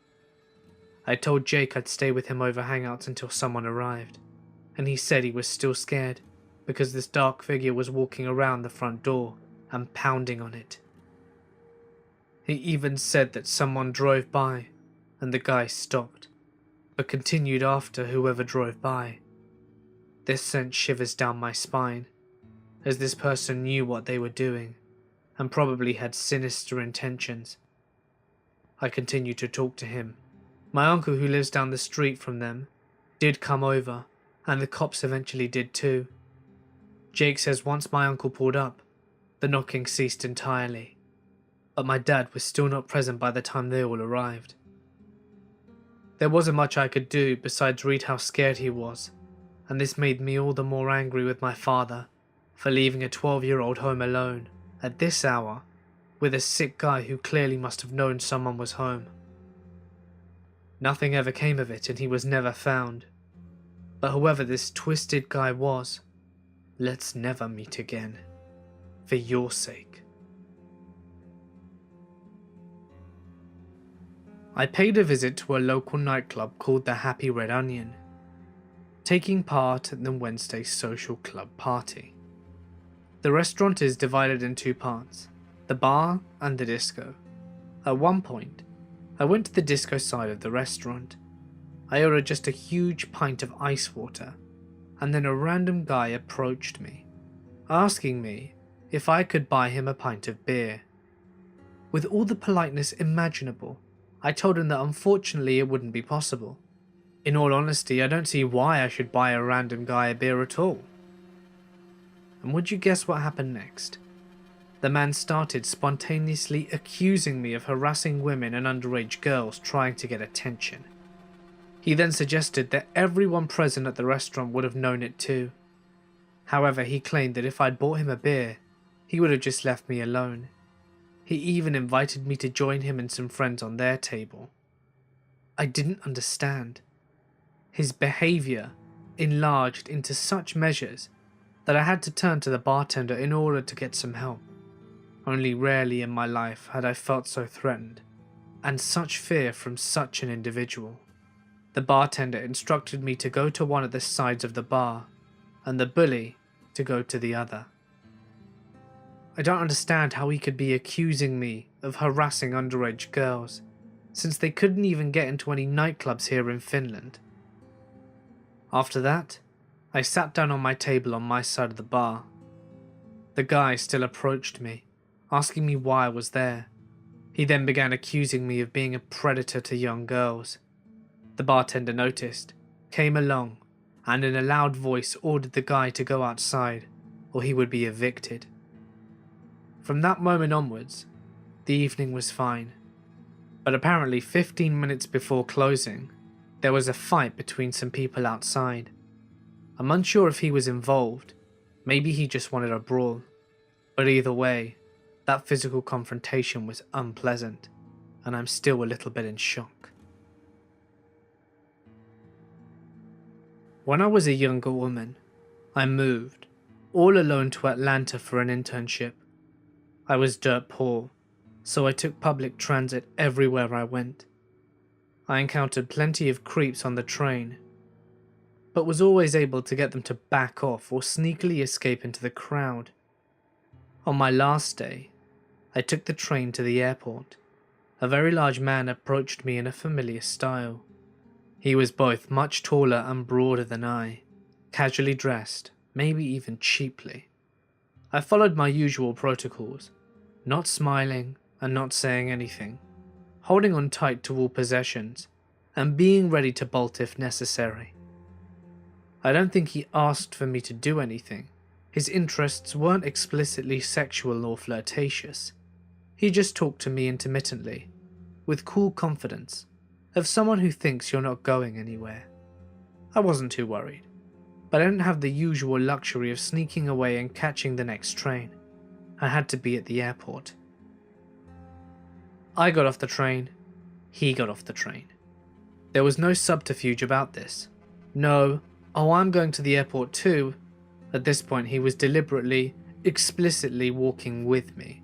Still not flirting. Still not asking for anything. Not my number, not anything. He got on the escalators with me. He closed his hands over mine on my rolling suitcase handle, and I kept my grip tight on the handle, thinking, what the hell? Is he going to try and steal it? I should have yanked it away from him, but I was so surprised and scared by the weird, inexplicable move in the now familiar game of cat and mouse that I didn't react at all. I just held on tight, hoping, praying that I was strong enough to keep my own. There were enough people around it that I could make a scene if I wanted to. Looking back, not reacting to this was really stupid. But I was young and completely out of sorts. It would have been easy under the circumstances to say, "Hey, get your dirty hands off my suitcase." But I wasn't raised to be reactive or combative like that. This wasn't part of my instinct repertoire. He started looking around as if he were trying to formulate a plan, and at this point I was afraid. I don't exactly remember what happened next. It's like he just changed his mind and walked away. I made my flight to Atlanta and left. But what the hell was on his mind going through the whole encounter? Why follow someone so far for no reason? Why make that specific grab? What the hell was that? It wasn't the only time I've had a stranger act as if they know me, but this guy didn't seem deranged or even slightly off. It was the weirdest thing. My story takes place 19 years ago. I am a female and was 16 at the time. I'm 5'7", and I was around 130 pounds, and I like to think that I'm strong, but I couldn't take on two young men. So it begins, with my mother and stepfather going away on vacation, and leaving my 17-year-old sister and I home alone. They did this quite often. My parents were not winning any parenting awards. My sister and I didn't get along either. She was a nasty piece of work, and luckily, she decided to go stay at a friend's house while my parents were away. I was nervous about being alone, so I had my boyfriend stay with me. He was a pugnacious dickhead, but I'm glad he was there. So one night, Brett and I were at my house, and we had just started messing around, when I heard a really loud knock at the door. My room was in the basement, but at the landing area between the stairs, there was a window that I could see the stairs that led up into the alcove of our front porch, and I could see two people standing there. and just as I was peeking out to see them better, one of them saw me. I remember feeling the breath sucked out of my chest. There were two young men standing on my front porch. It was almost midnight, and I had no idea who the hell they were. The guy that saw me let his friend know, and they both looked in the window and asked me to come to the door. My boyfriend had gone upstairs to open the door, and I remember freaking out because I told him not to go. I didn't know these people. He was one of those guys who thought he was Mr. Tough Guy and believed that he could fight anyone. He was telling the guys to leave, and just as I joined him at the door, they saw me and called me by name and asked for me to let them in. Brett told them to go away. One guy, I think his name was Wes or Les or something like that, said to come outside and that he just wanted to talk to my boyfriend. I said no thank you, we're going to bed, and shut the door. I was really confused and getting quite frightened. They stood on my doorstep for a few minutes and then started knocking again. Wes, or Les, explained to me through the door that he was my sister's friend and that she had told him that I was home alone and they should come by. I knew my sister, and I believed them.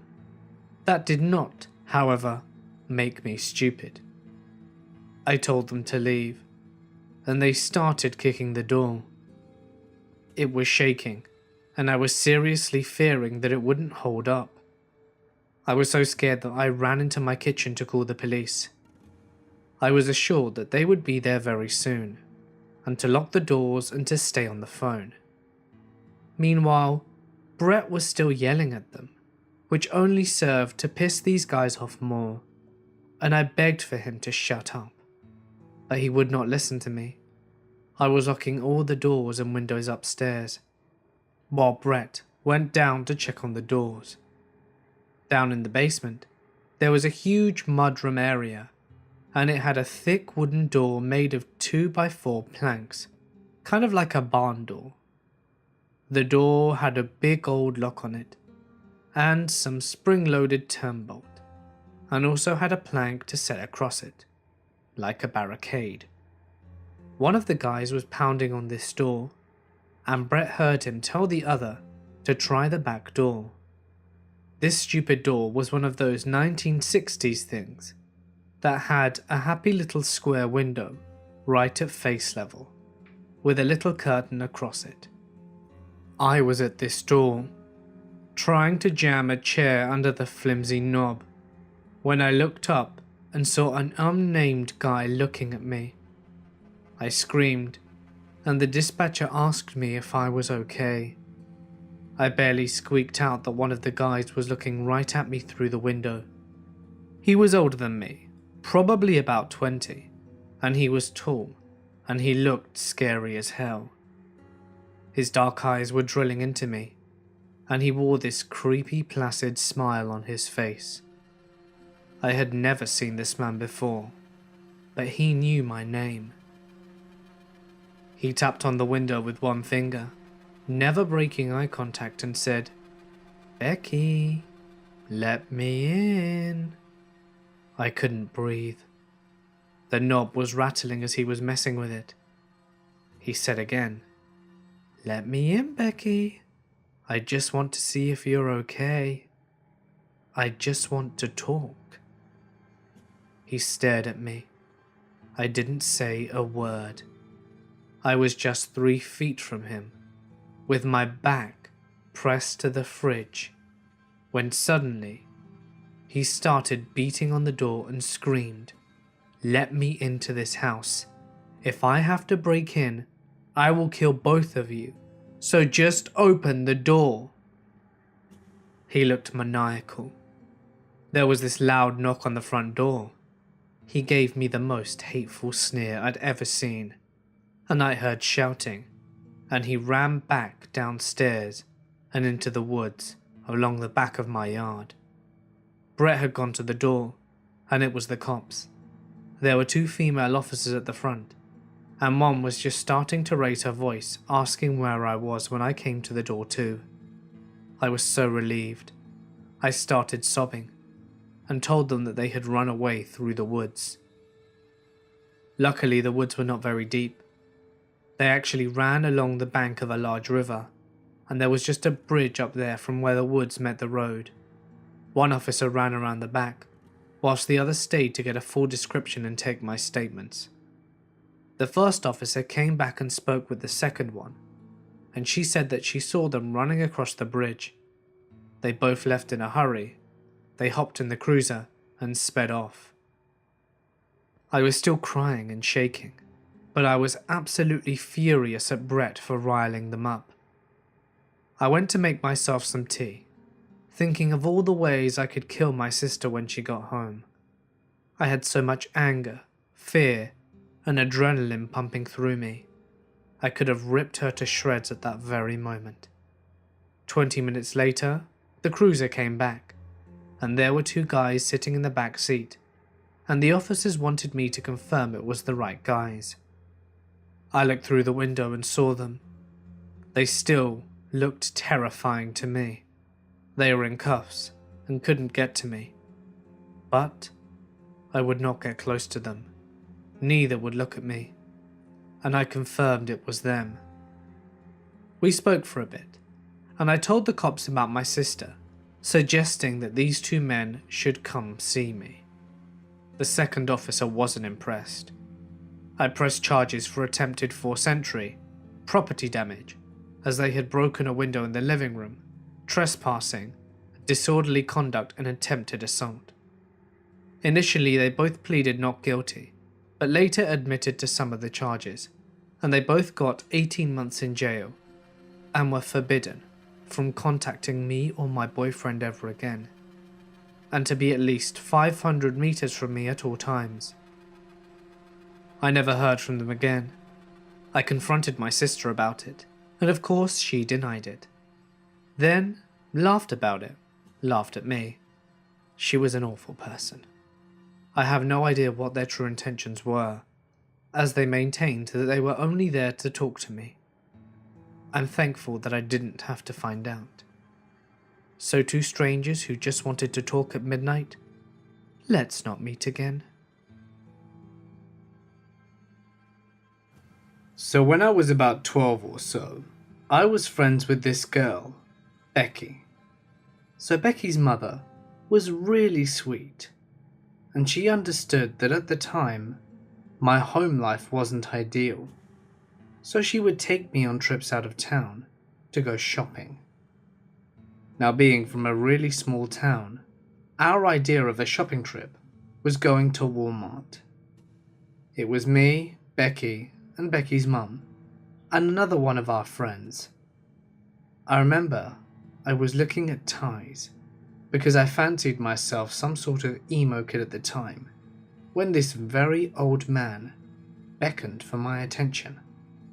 He looked to be in his 60s or 70s, liver spots, hunch, pure white hair, the works.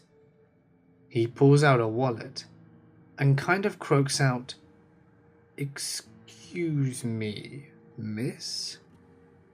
But could you help me find the price of this wallet?" So of course, I'm thinking I'll help this guy, because why not?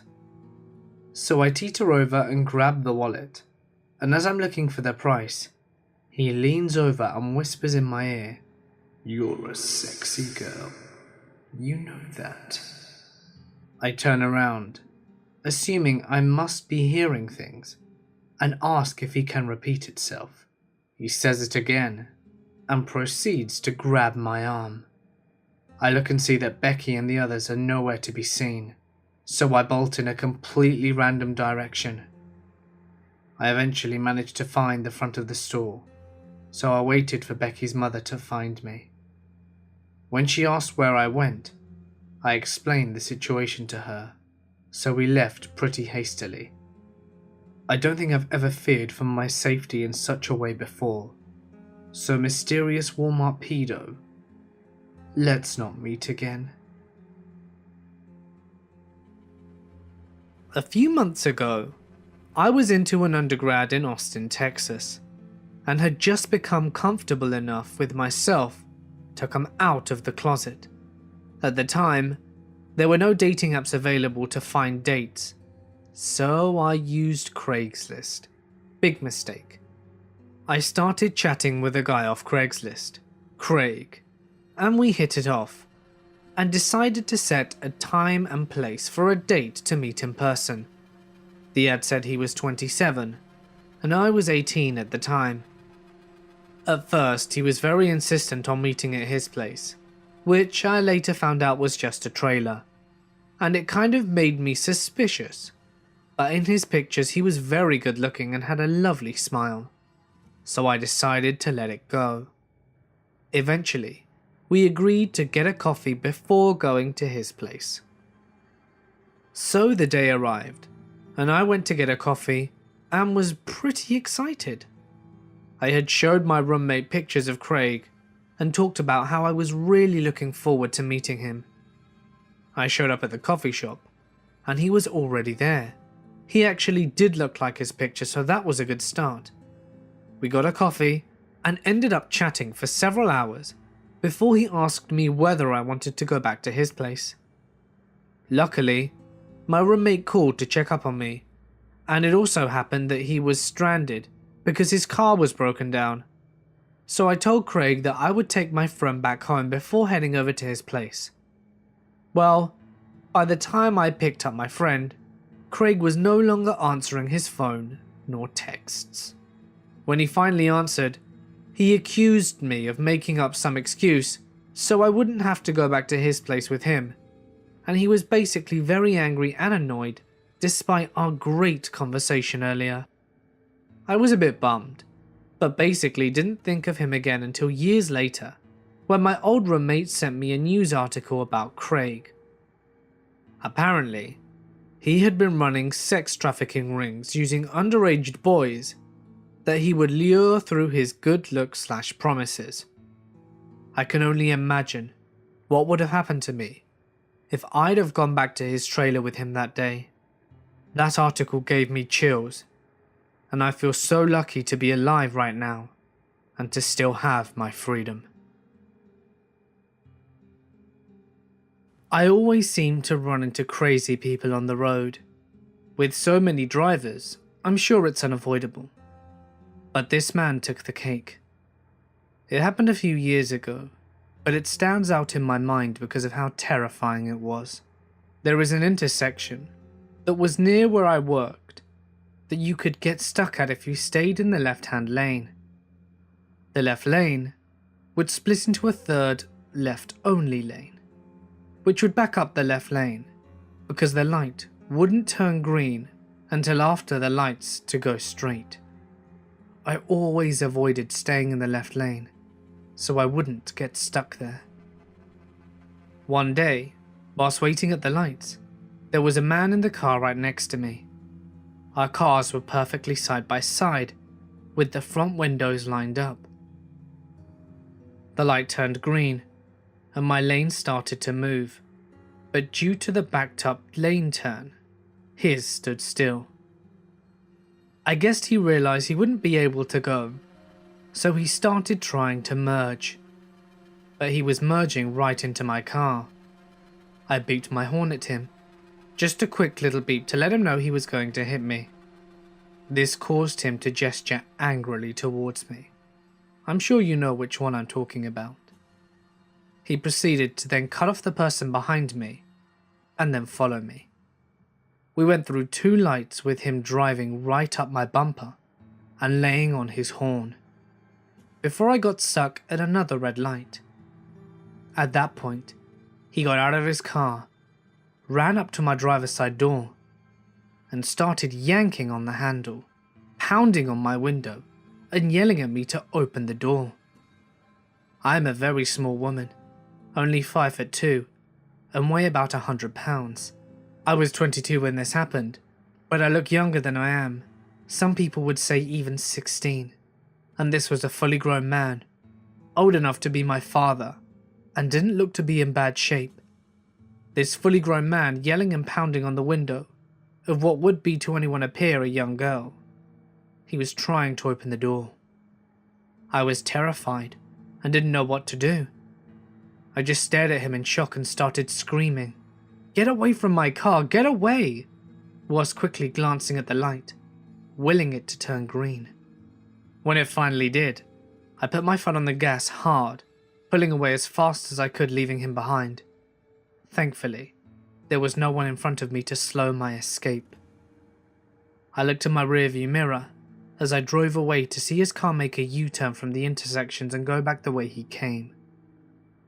He followed me all that way to either attack me or get me out of the car. I drove the last block to my work crying and shaking, then had to sit in the car park for a bit to get myself together before I could bring myself to unlock the doors and get out.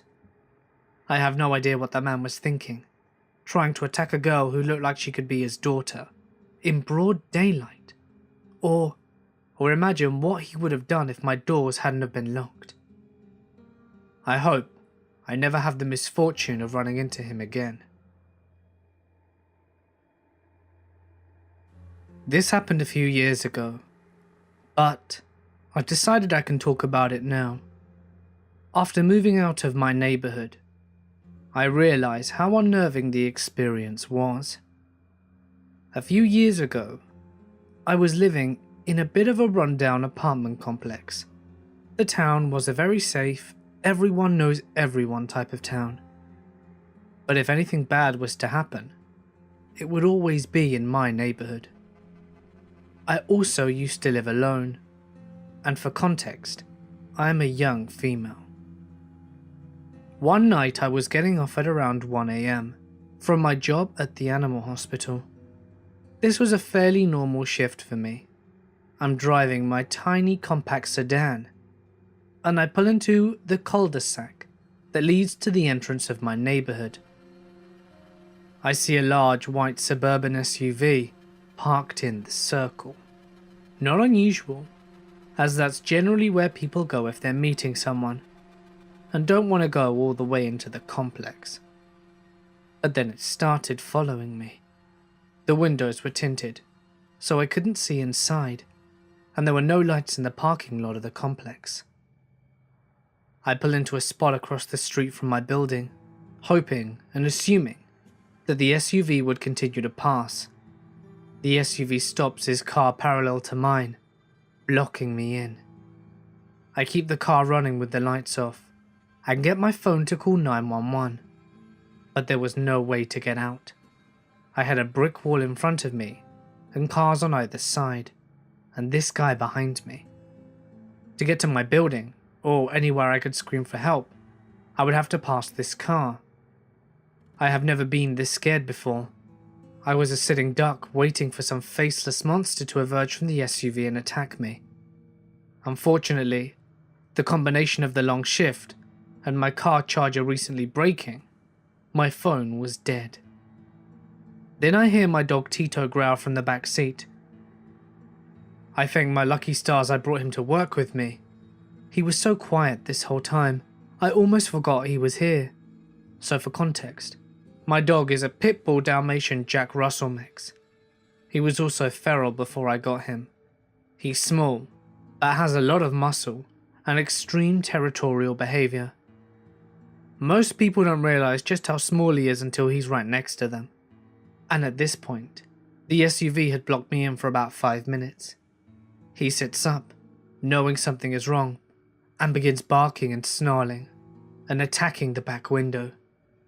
He has an extremely loud and powerful bark, and no one has gotten out of the SUV yet, but Tito is chomping his gnashes, showing whoever was looking that he was ready to sink his teeth into them. At that point the SUV books it. It pulls a hard U-turn and drives past me. It then sits at the entrance, where it was facing before facing my car. I wait another 5 minutes, before the car turns around and drives out of the neighbourhood and out of sight. I sprint to my apartment with Tito in tow, and locked the doors behind me. I didn't sleep or wink that night. I hated that neighborhood. I felt safe for the 2 years I lived there. But in hindsight, I should have called the police. But I tried to convince myself that it may have been a misunderstanding. Thankfully, I live somewhere that's actually safe with my boyfriend and a very large male roommate. And Tito, of course. This happened in early 2000, when I was around 9 or 10. A large majority of my family decided to visit one of my elderly aunts in Waco, Texas. She lived in a bad part of town, but due to how my family was, it didn't bother any of us. It was around 11 p.m, and someone was in the living room singing along to the musical on the television. We were lounging around on blanket pallets in pajamas and enjoying each other's company.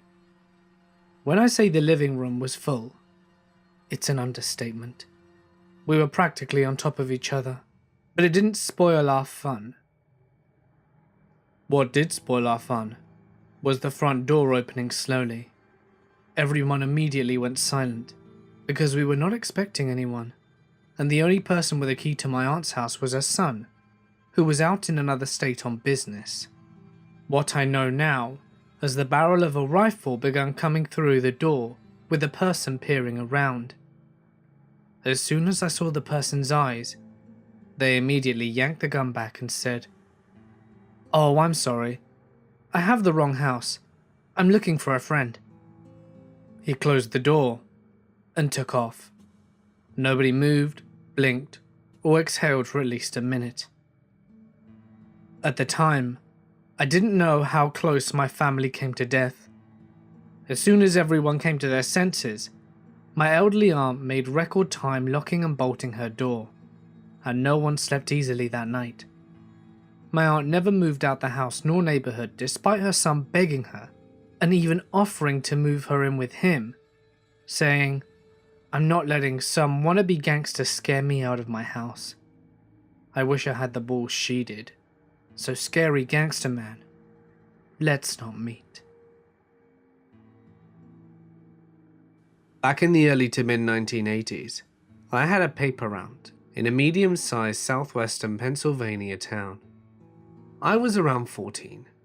I was out one night collecting the subscription fees from my customers. It was winter because I remember the sky was dark, and there was a little snow on the ground. But I was usually done collecting by 6:30. That was on purpose, because the penguins usually came on around 7. It was cold, and I decided that I wanted a hot chocolate for the walk home. There was a convenience store near my paper route. Even now at night, the area is fairly busy with cross-town traffic for a dead-end southwestern Pennsylvania town. Now I headed over to the store and got myself a nice hot cup of chocolate. I paid, and I was walking out to the parking lot, and a dude in a pickup truck, with a cap over the bed, called me over. I figured for some logical reason that he recognized my paperboy receipt book, and thought that I might know the area.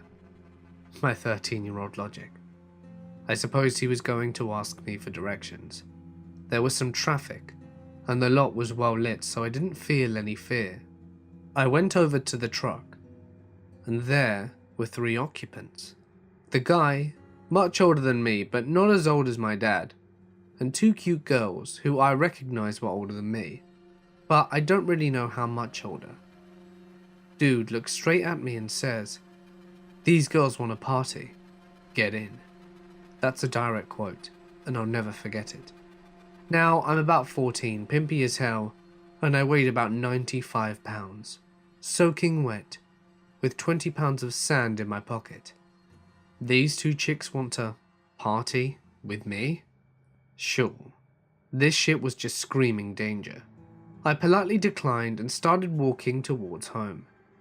The dude sweetens the pot. "Hey, she really thinks you're cute, and we're having weed and beer. Just get in and let's go." I again declined politely. The whole time the girls have said nothing. I started walking up the road towards my house, and the dude pulled out of the lot and started following me in the truck. A couple of 100 feet up the road, a rail bridge with a retaining wall crossed over the road, and they were on the other end of it, so I could go through a very small wooded area into my neighborhood. I went up the embankment and started crossing the tracks. I could see down the road, and the dude was leaning out of his truck window and looking back at me. I kept walking, and I saw him pass the first turn into my neighborhood, and I was home free. My house was 3 blocks over from the bottom of the hill, and I ran like hell. I got to the 3rd block, and what comes over the crest of the hill? A pickup. It wasn't moving very quickly or anything, so I easily made it to the front porch of our duplex before it passed. I told my dad about it a couple of days later and he freaked out. For about a month, he insisted on driving me along my paper route until I was done. The first time a guy in a car pulled up alongside me and asked me if he could buy an extra paper off me, the dad pulled up and yelled at him to move along. Never saw that truck again. I'm a 27-year-old female, and I recently just moved into a nice apartment in a safe neighborhood with my 2 dogs, Charles and Wiggum. Charles is a Corgi/German Shepherd mix, and is the most loving but overly obnoxious dog, whilst Wiggum is a Lhasa Apso, who is quiet, sweet, and most definitely scared shitless of her own shadow. I'd only been in my new place for about a month, and after this experience, I highly doubt I'm going to make it here for the duration of my year-long lease. The way these apartments are set up is that each floor has its own set of doors that lead to 4 apartments, and a fire escape door that only opens from the inside. I'm on the back side of the building, which places my patio about 10 feet-ish from the fire escape stairs. I take my dogs out about 3 times a day, with midnight being the latest I will go out by myself. And every time I leave my apartment, I put the bar lock on my patio door and lock my front door without fail. About a week ago, we had a snowstorm and I had accidentally cracked part of my patio door. It was around 11 PM and I decided that since it was getting late, I should take the dogs out at night, and since they both hate snow, this would be a quick trip. I got to lock the patio door and decided against it because I'm on the 5th floor and I'm only going to be outside for a few minutes. I get the dogs ready, grab my keys and lock my door. I leave the apartment. I let them do their thing at the back of the apartment. We go and we get back in safely, or so I thought. This is where I thought I was losing my mind, but in actuality, shit was about to get real. As soon as we walk into the apartment, my dogs run over to the patio door, and I notice the door is shut and the bar is locked. I go into the kitchen to get a dog treat, and both dogs start going batshit crazy, growling at a large cedar chest in my living room. As I'm walking to see what the commotion is about, I see a pair of eyes creeping from under the chest lid. I stood there for about 5 seconds before I realized what I was seeing, and calmly walked backwards to my front door, opened it, and told my dogs that we would go outside, and they ran out, without leashes, and I immediately got them and myself in the car, locked the doors and called the police. The police showed up in less than 5 minutes, and they got up to my apartment, and after about 20 minutes, 2 officers are dragging a 40-ish-year-old guy out the building in cuffs, and the plot thickens. The dude had been watching me since I moved in, and had been stalking out my place, waiting for an opportunity to get inside because he knew I lived alone. If that's not creepy enough already, he had a fanny pack since it was still 1990, and had a pocket knife, needles, ketamine, and a picture from me the day I moved in. And his plan was to sneak in through my patio door, wait for me to fall asleep, and do God knows what to me. Needless to say, I didn't sleep for days because I thought he would be back. Luckily, he's still in jail. But those eyes I will never forget. This incident took place when I was around 6 years old. I lived in a decent neighbourhood. We did have the occasional creepy person that would walk or bike by.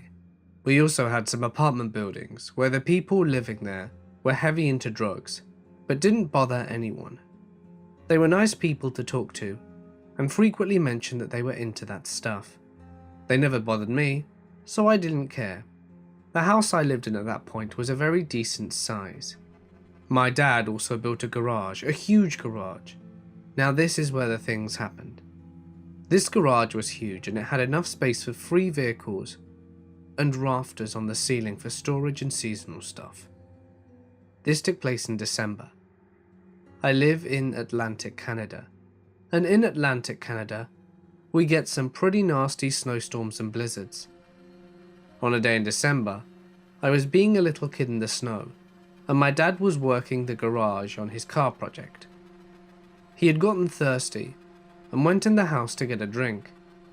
He came back out and asked if I had gone into the garage. I asked why, and he said that there were footprints in the snow leading into the garage, and that he didn't think that they were his. I said no, and we both thought nothing of it. That evening, my dad and I went to bed early. She came home late and saw that some of my toys that were in the rafters stored away were on the garage floor. She thought nothing of it, moved them and parked the vehicle in the garage, closed the door, went into the house, saw some TV and went to sleep. Now, my dad wakes up every day at 4 AM to be at work for 5. The garage door was opened when my dad was awake, so naturally he was angry. Everyone woke up and goes to the garage, comes back in, and is freaking out. There is a lot of very expensive equipment missing. We called the cops. The lights outside were flicked on, and we saw those same mysterious footprints leading to the garage earlier, in the backyard, and in the forestry behind my house. The cops searched the garage, and my mum brought up that the toys had fallen from the rafters. The cops asked to borrow a ladder and went back up to check. They found a gun, a meat cleaver, and 3 condoms, 2 of which were used. I did not sleep for a week. I was terrified. They caught the guy 2 weeks later trying to sell all of my dad's equipment at a pawn shop. He confessed to everything. He said he broke into other houses on the street, and he also stated he watched our house for a whole month to learn all of our routines so he wouldn't get caught. And he had all those weapons in case he did get caught in the act. He is currently serving a 15-year prison sentence, and I don't want to know what would have happened to my mum or dad or me had we caught him.